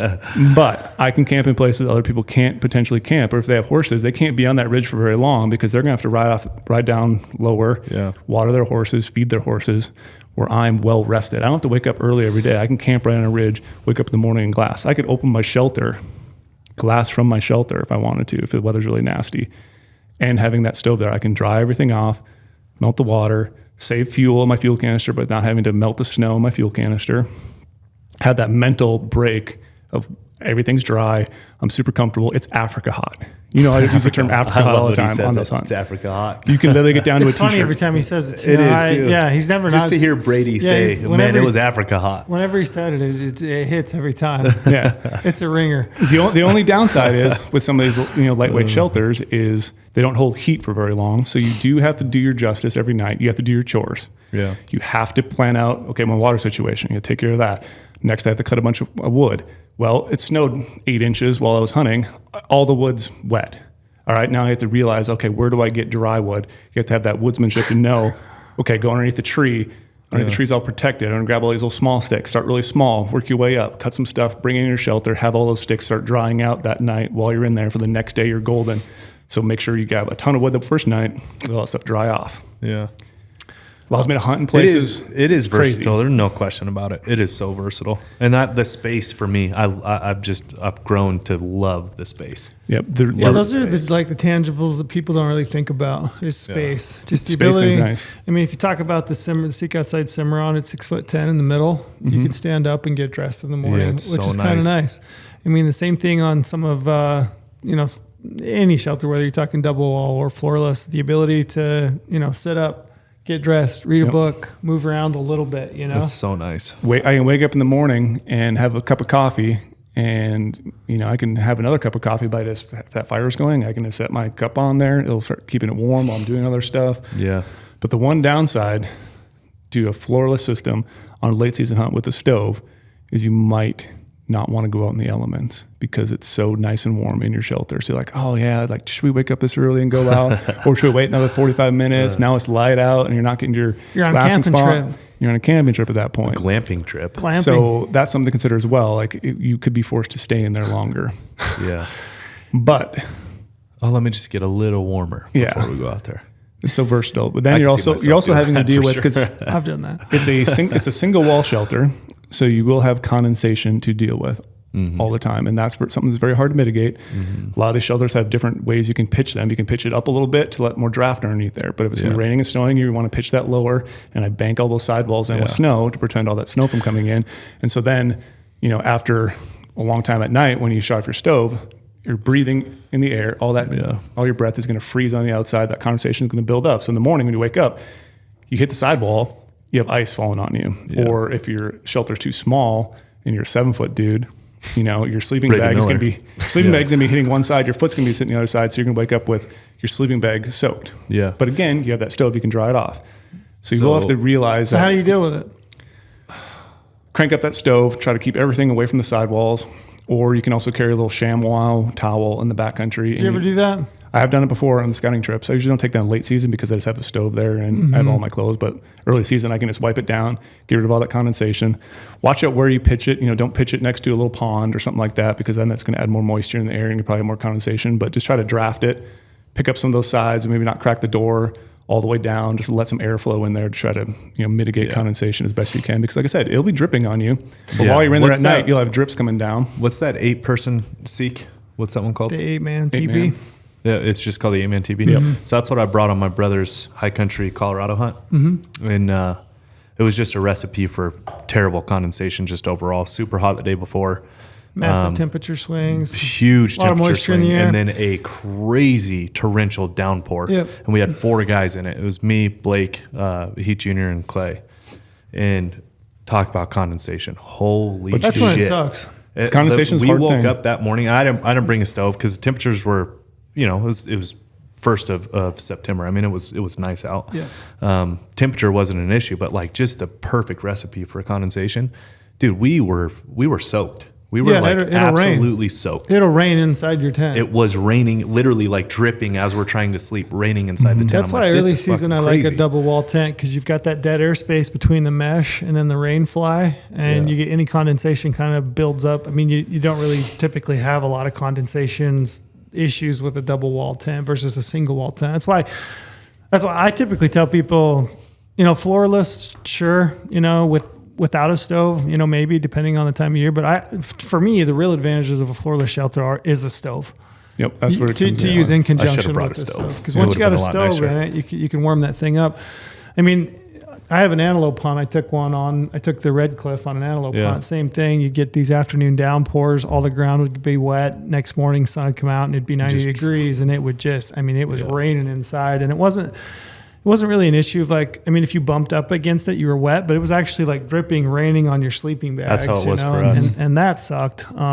And that can be a problem depending on the time And for of us year. on the high country, it was just cold enough to matter when you got wet. Gotcha. You know what I mean? It wasn't cold enough to think to bring. I definitely should have brought a stove in hindsight, no question about it. But it was just cold enough to be like, man, this really sucks being wet right now. Yeah. You know? And then again, going back to floorless. Well, a lot of these shelters have the ability to be modular again. So you can put some of them a half nest. So you can have the half nest on one side. So if you want to avoid the creepy crawlers, you can have that half nest set up, and the other side can be open for your gear.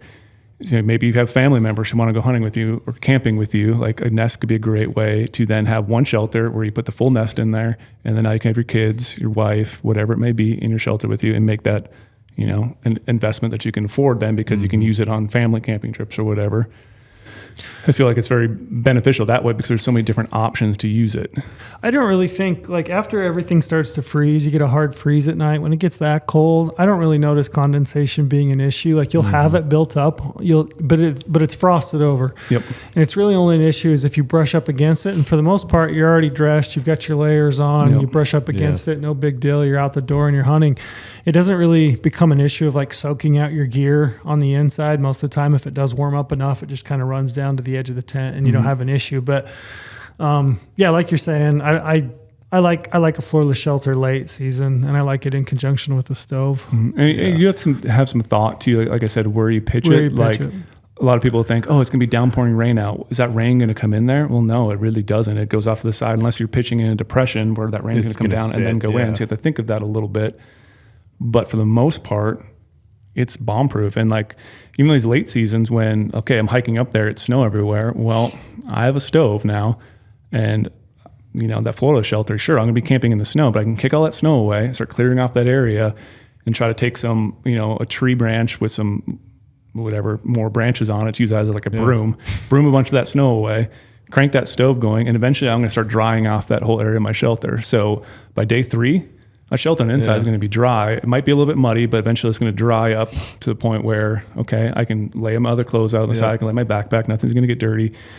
And then, at night, even if I want to take my rifle in there, and my rifle had a bunch of snow on it and now it's frozen in the action, I can start to dry some of that stuff off. You're speaking exactly Brandon and I's experience in our Idaho backcountry hunt. That's exactly what we did. Yep.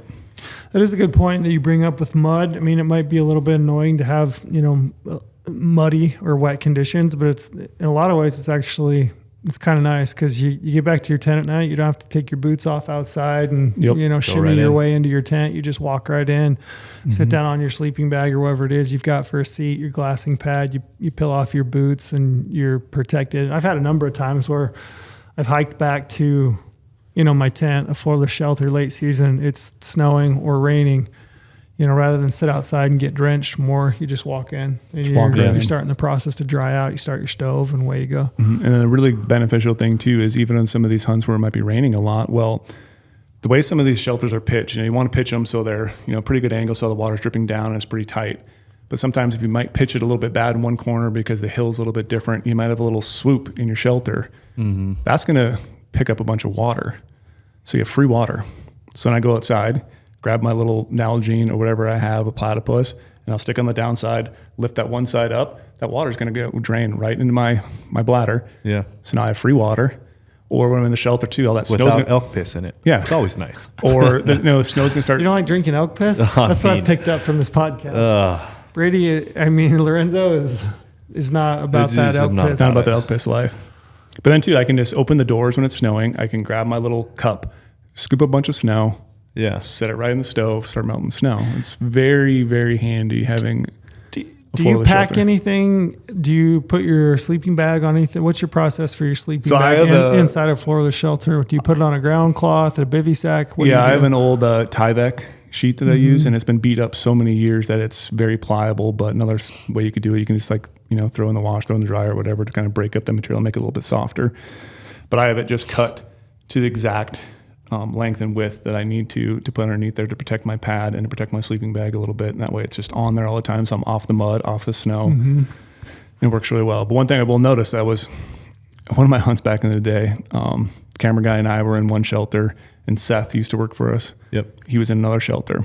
So we had a bunch of our gear in Seth's shelter because he was just one person. We each had little bug outs. You just dumped all your gear on Seth? Yeah, because his was a palace, and you're in a grizzly bear area and you put all your food in Seth's tent? Yes. I'm going to go sleep over here. You get my food. So all of a sudden we woke up at night and we're like, oh, it's freezing cold. Like we were camped up at 11,000 on a second season hunt.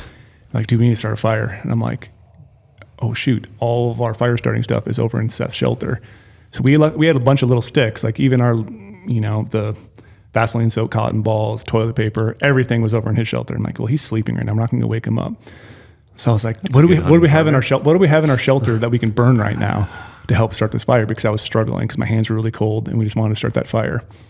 I thought of this thing. I was like, dude, I have this ground cloth. I can just cut this and burn it. It's Tyvek. It's meant to be wrapped around a house to prevent your house from burning a little bit. And so I tried cutting off a bunch of my Tyvek and tried to use that. No, did not do anything at all. So yes, right now I still have a big slit, like a big little half moon shape cut out of my Tyvek that I tried to burn at one point because it will not burn. You cannot use it as fire starter. So that was kind of funny. Talk a little bit real quick, just because I get this question quite a bit, is burn time on a stove. Yeah, it's not a lot. Not a lot. What would you say realistically? Realistically, maybe you can get a little over an hour, maybe an hour and a half. Is that burn and warmth, or like what would you say is like the total time frame from like you start a fire in it to where you're like back to being cold in the tent?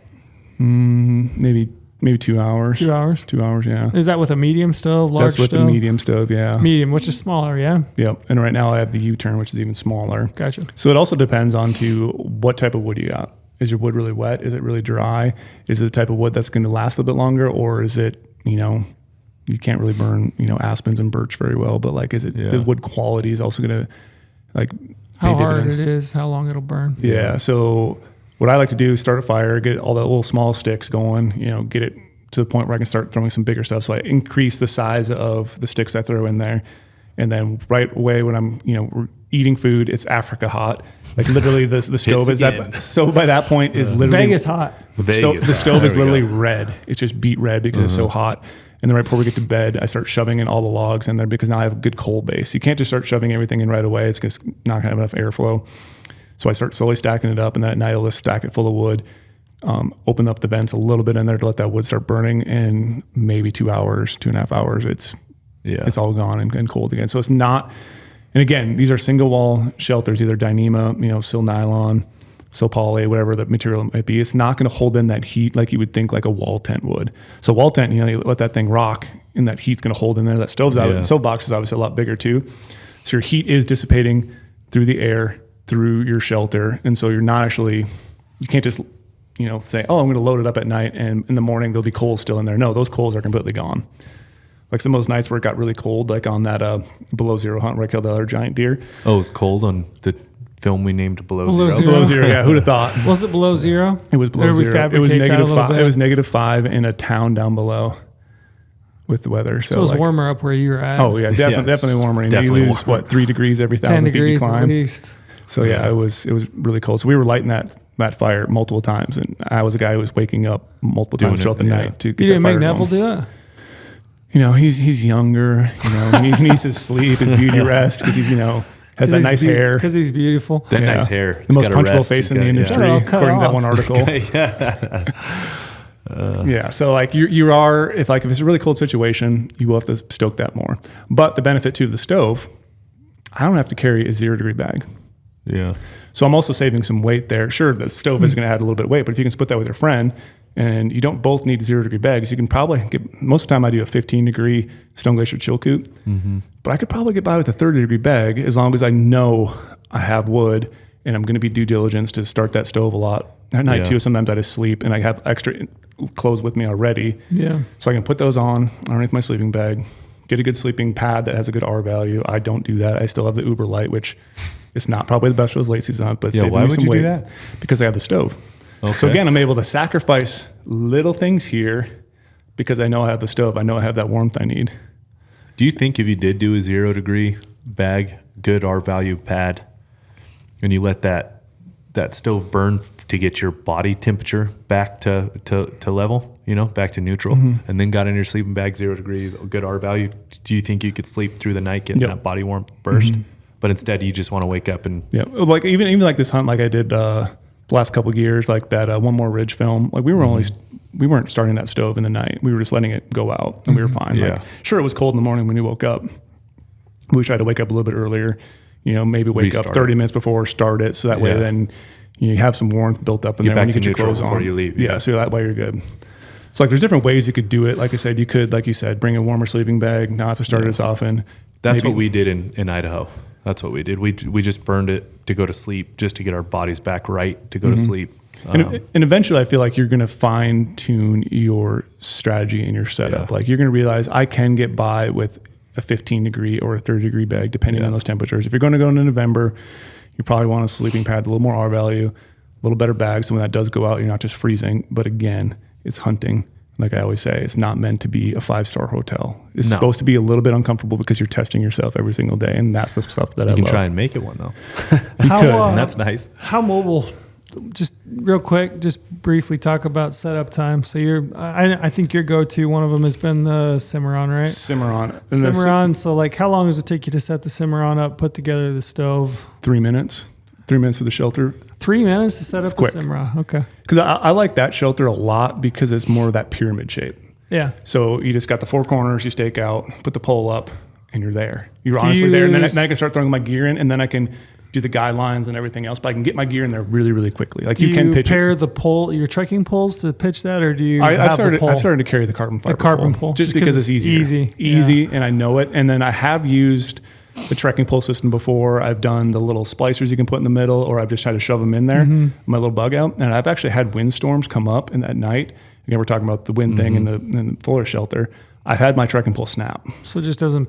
Okay. It has too much flex in it on some of those taller ones. And like, sure, you might be able to, maybe if you're, backcountry woodsman, take some, sticks, put on the side, take some P-cord, try to, make a splint out of it to make it a little bit stronger. If you're really bored. If you're really bored and have nothing better to do. But like, I think they're very, very quick. There's some other shelters, that might have a little bit more angles to them or different designs that might make it a little bit easier. But that's why when I was going through that Shelterpalooza thing again, like the Cimarron, obviously I know how to pitch that. I've used it so much.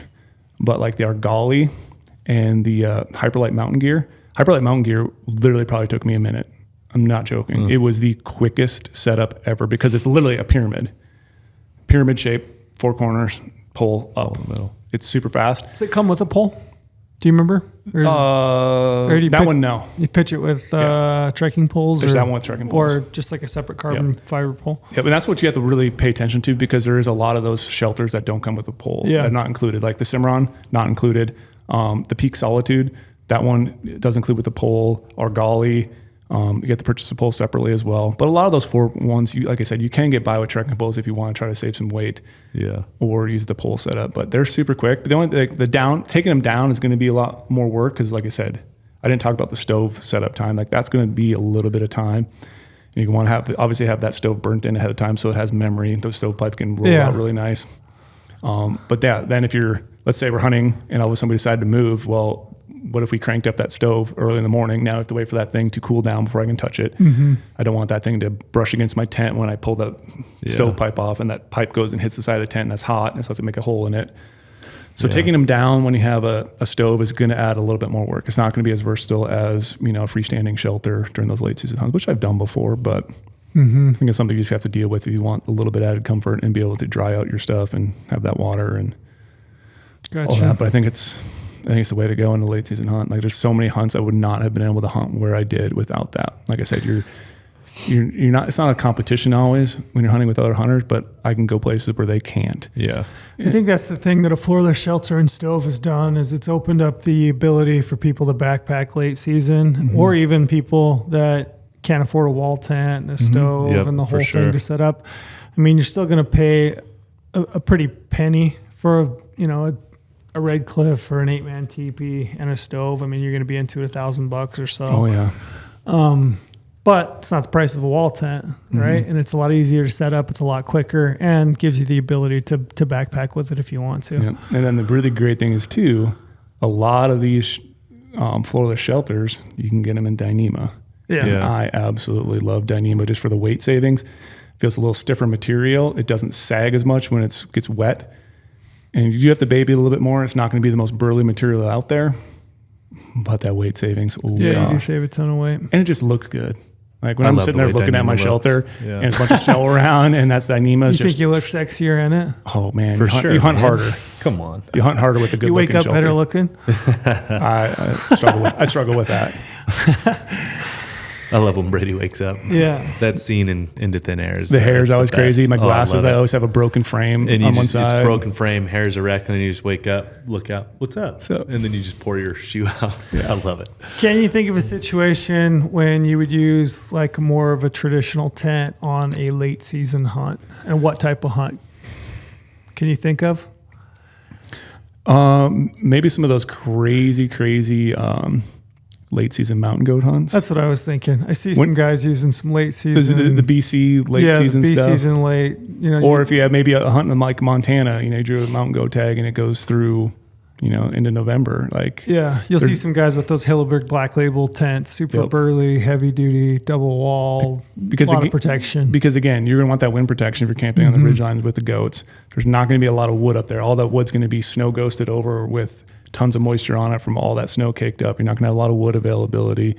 That wind protection is going to be huge. And that late season, like, sure, you can't dry off at night, but you're going to be carrying some extra clothes. You're going to be puffy pants, extra puffy jackets, giant mittens, giant boots. Like, your gear will be slightly different, but I think that's the hunt where you might, not want to floor this for. What was your sleep setup on your go hunt?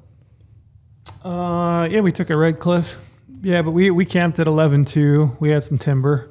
We took the Red Cliff in a stove, and then we were hiking up, and I shot that goat at like 13-2. But Yeah.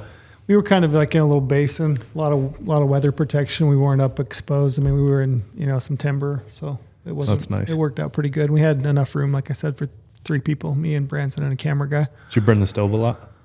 We didn't, because we were only there for 2 nights, 3 nights, I guess. So we really didn't, and it wasn't ultra cold. And we went in October. I think I killed that goat on a Monday, and I think the following Friday they got like 18 inches of Yeah, I snow. remember that. Right Yeah, there you where- went on those dates because of the snow. Yeah, I wanted it, but it didn't get too cold. It was kind of an anomaly that year, but. I mean, not every goat hunt is like that one. You know, Yeah. I mean, I think you're talking like November, December, Yeah, real those late real season. late ones. Yeah, real Yeah. brutal. Yeah, my dad killed a mountain goat in BC 2015, I think it was, and he bivouacked. They literally glassed a goat up from way down below, hiked all the way up there with just sleeping bag, baby sack, and they literally pounded down the snow with their snowshoes, Holy packed shit. it in. They knew that next morning that was their best way to kill, and they're not going to bring a big shelter up there. It's just the one night. Sure, they suffered up there that night, but they literally camped on the snow, put their glassing pads down as insulation, and Wow. bib That's a sacked in man a sleeping right there. bag. And the that's next morning, crazy. woke up and killed the goat. So like, there is ways to still do it in those late season hunts. Sure, you're going to be cold, Yeah. but again, that's a cool story. You can tell That is a later cool on story. that you went up there, bivouacked it out. Just Right on. I'm Mountain more goat. of a man than you are kind of story, Yeah, but I don't know if there's any other hunts where I'd say that's a good switch. Well, that's what I was going to say. I think Trying to think. for you, for me, for most people, I mean, your bread and butter, you're talking antelope, mule deer, elk, and, late season mule deer and elk. I think this type of shelter is pretty much everything that you need, right? Yep. But there's never been anything I've been limited on of where I can, sure, I have to think about where I'm going to pitch it because it's a bigger footprint. But again, ridgelines, hunting mule deer, October, November, there's going to be some timber. The bucks are in the timber, Yeah. I'm shocked there hasn't been more pitch and tent jokes going on in this podcast yet. I've been waiting. We've said it so many times. There's been no jokes on pitch and tents. We're I had serious some on the other big gun in mind, guys. but I'm trying to hold it back a little bit. Anyway. Okay, I just to close out, I guess I think we've kind of ran through the bulk of it, but I just was going to run through kind of some of my favorites. You can maybe just suggest some of yours if you have some on top of mind. So I would say for me, I'm talking early season high country mule deer. I've already mentioned the Enon. I like the Tiger Wall too. For kind of a freestanding, easy to pitch high country early season tent. And then, bivy sacks. I really like the Bavanarak from You basically Hilleberg. wear it. Yeah, so the Bavanarak from Hilleberg is actually like a wearable raincoat that's the length of a bivy sack. So you can sleep inside that thing, but it's got arms and a hood, so you can wear it for rain gear, which I have done. It really reminds me of those like scary Halloween movies, like Scarecrow style. Yeah. Yeah, that's what it looks like pretty much. It looks like, Scream. It looks like that dude. Yep. Or like I always say, like it looks like a Dementor from Harry Potter. And I know Brady's a big Harry Potter I have nerd. no clue what that is. That's Well, ask right Brady, over my Brady head. will tell you. He could draw I'm one surprised from you know memory. what that is. Oh, I'm a Harry Potter fan. Really? Yeah, I've read all the books, seen the Oh, movies. shit, bud. I've been to Harry Potter World. The Dementors. Roll the Ride. I have no clue. I mean, I can't quote it like Brady can, and I'm not in love with I it. didn't even know there was a gotta- Harry Potter world. You got to remember the Office episode, Prison Mike. Yeah, yeah. When Michael Scott's talking about, Yes. the Dementors are coming into the jail area. and Yeah, trying to get out of the I prison. don't know what he So was talking that was a about. Harry Yeah. Potter reference. I mean, You haven't read Prison him Mike ever? is great alone. I didn't need to Wait know till the Turtle Harry gets Potter. a little. You'll read them to him. Oh, I don't know about that. You- We'll see. They're good. They're pretty I've good. heard they're They're good. good. But yeah, I like that bivy sack. I also like the Alpine Ascent from Outdoor Research, which has the hood built into it, or the hoop, I should say. There is like the Rab Ridge Raider, which is more of a bivy sack tent combo. It's got some poles that'll like keep it up over your head. That sounds like a mule deer assassin. Yeah. It's a pretty right sick there. name, right? The Ridge Raider. Mm-hmm. Yep. So those are kind of, I would note those. I like the Red Cliff. I've had that one from Seek Outside for a really long time with the stove. I also have a Eolus, which is like a 2-person floorless shelter from Seek Outside. I've got the Dyneema one, pitch it with a couple trekking poles. That's typically what I use for a tarp now instead of an actual like tarp. Yeah. As far as tarps goes, I've used the DST from Seek Outside. That's a nice tarp. It's a little bit heavy for a tarp, but it does offer you tons of coverage, and you can pitch that thing in a bunch of ways. As far as like cheap tarps, like cheaper tarps, I should say, I had a Rab Sill Tarp 2 for ages. And I've used that thing for covering meat caches. I've used it as a tent to sleep under, tarp, all kinds of stuff. I'm sure you're not going to Home Depot and getting a 10 blue by, tarp? 10 by 20 blue tarp. I've never. They're too heavy.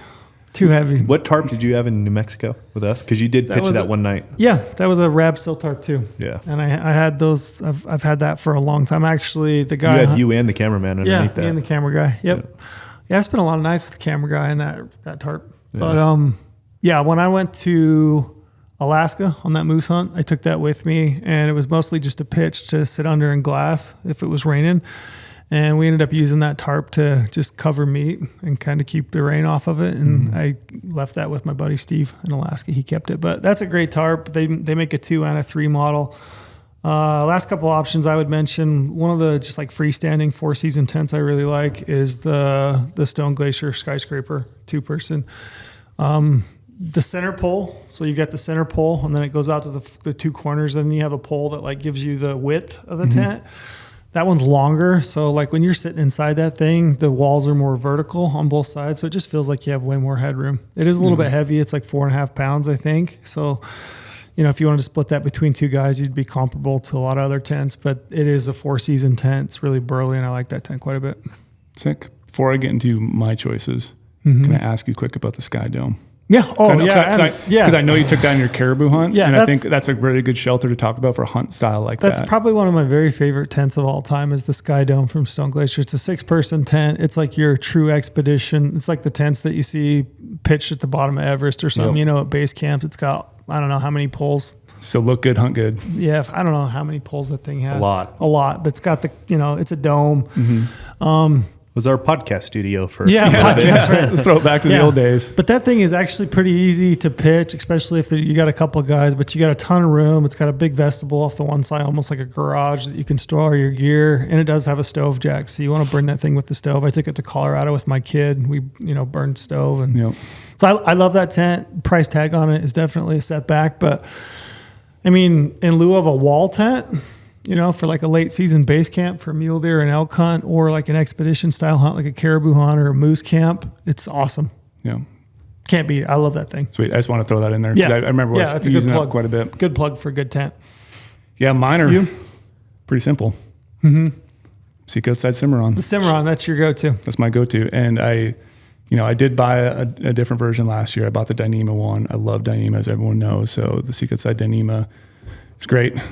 Also, I didn't mention before, but you can also, on some of these floorless shelters with the hot tent, you can, attach some P-cord on the top, dry your stuff off really well, which is going to be great. You can throw some socks up there, throw some clothes, that sort of thing. So Cimarron is my go-to by far.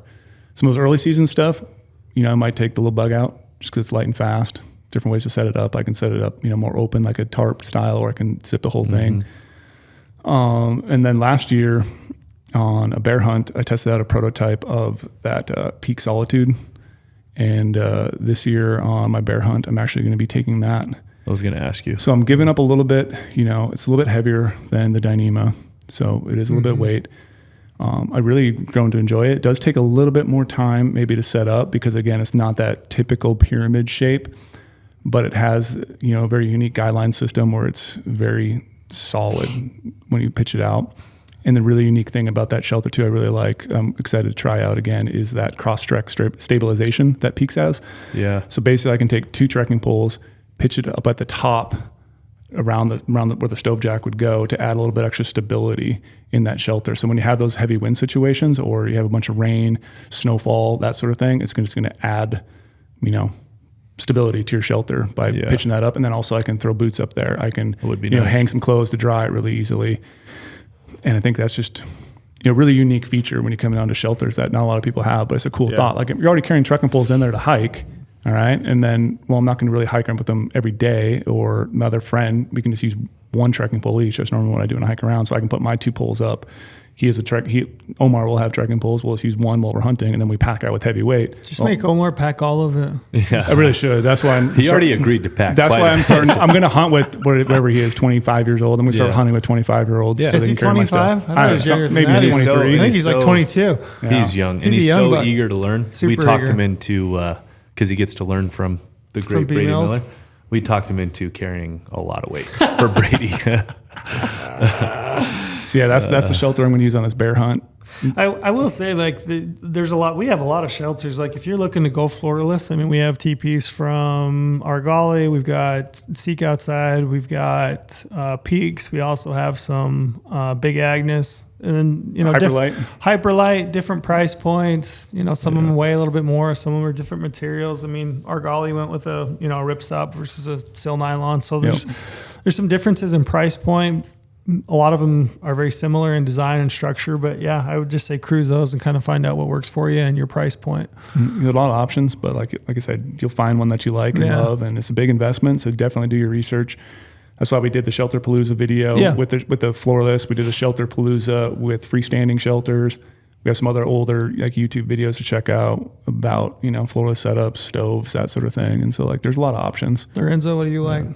I don't have enough experience like you guys do. I don't have one that's a go-to by any means. My needs have always changed like crazy too, because I'm either, like on my brother's hunt, we had so many people. My only option really was in space, right? Like, we don't all want to be bunched up, even though we're all family. But we don't want to be breathing on each other's neck while we're trying to sleep. You're not that close. You're close, needs but not that changed close. there.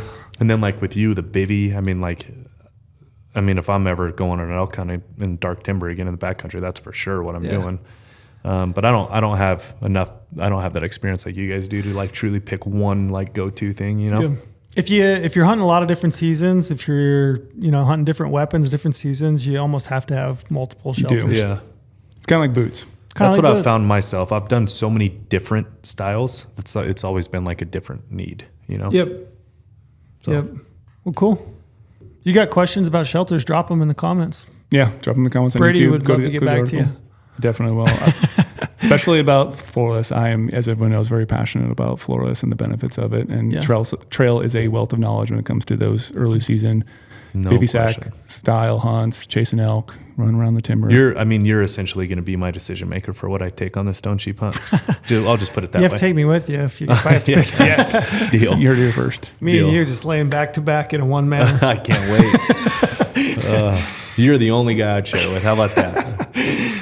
I'd snore too loud, keep you up. Oh, man. But yeah, the only closing thought I have is if you got a shelter and you got a new one, make sure you go out in your backyard, pitch it up, figure out how to use it. That's for sure. Get familiar with it. You need to know how to use it because, like I said, you don't know if you're going to hike up there. It's going to be a rainstorm. It's going to be windy. You guys all know the struggle of trying to put shelters together when in the wind. Well, the one thing we can absolutely guarantee is it's not going to be perfect when you go to set it up on your actual hunt. So, there you go.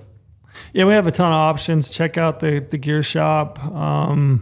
You got questions, reach out. And then, like Brady said, check out Shelterpalooza on the YouTube channel. That's a funny name. It is. I was trying to think. Names. It's from Lollapalooza, right? Do you guys remember Lollapalooza? The only thing I can think of is Mitchapalooza from Old School, the movie Old School, his divorce party.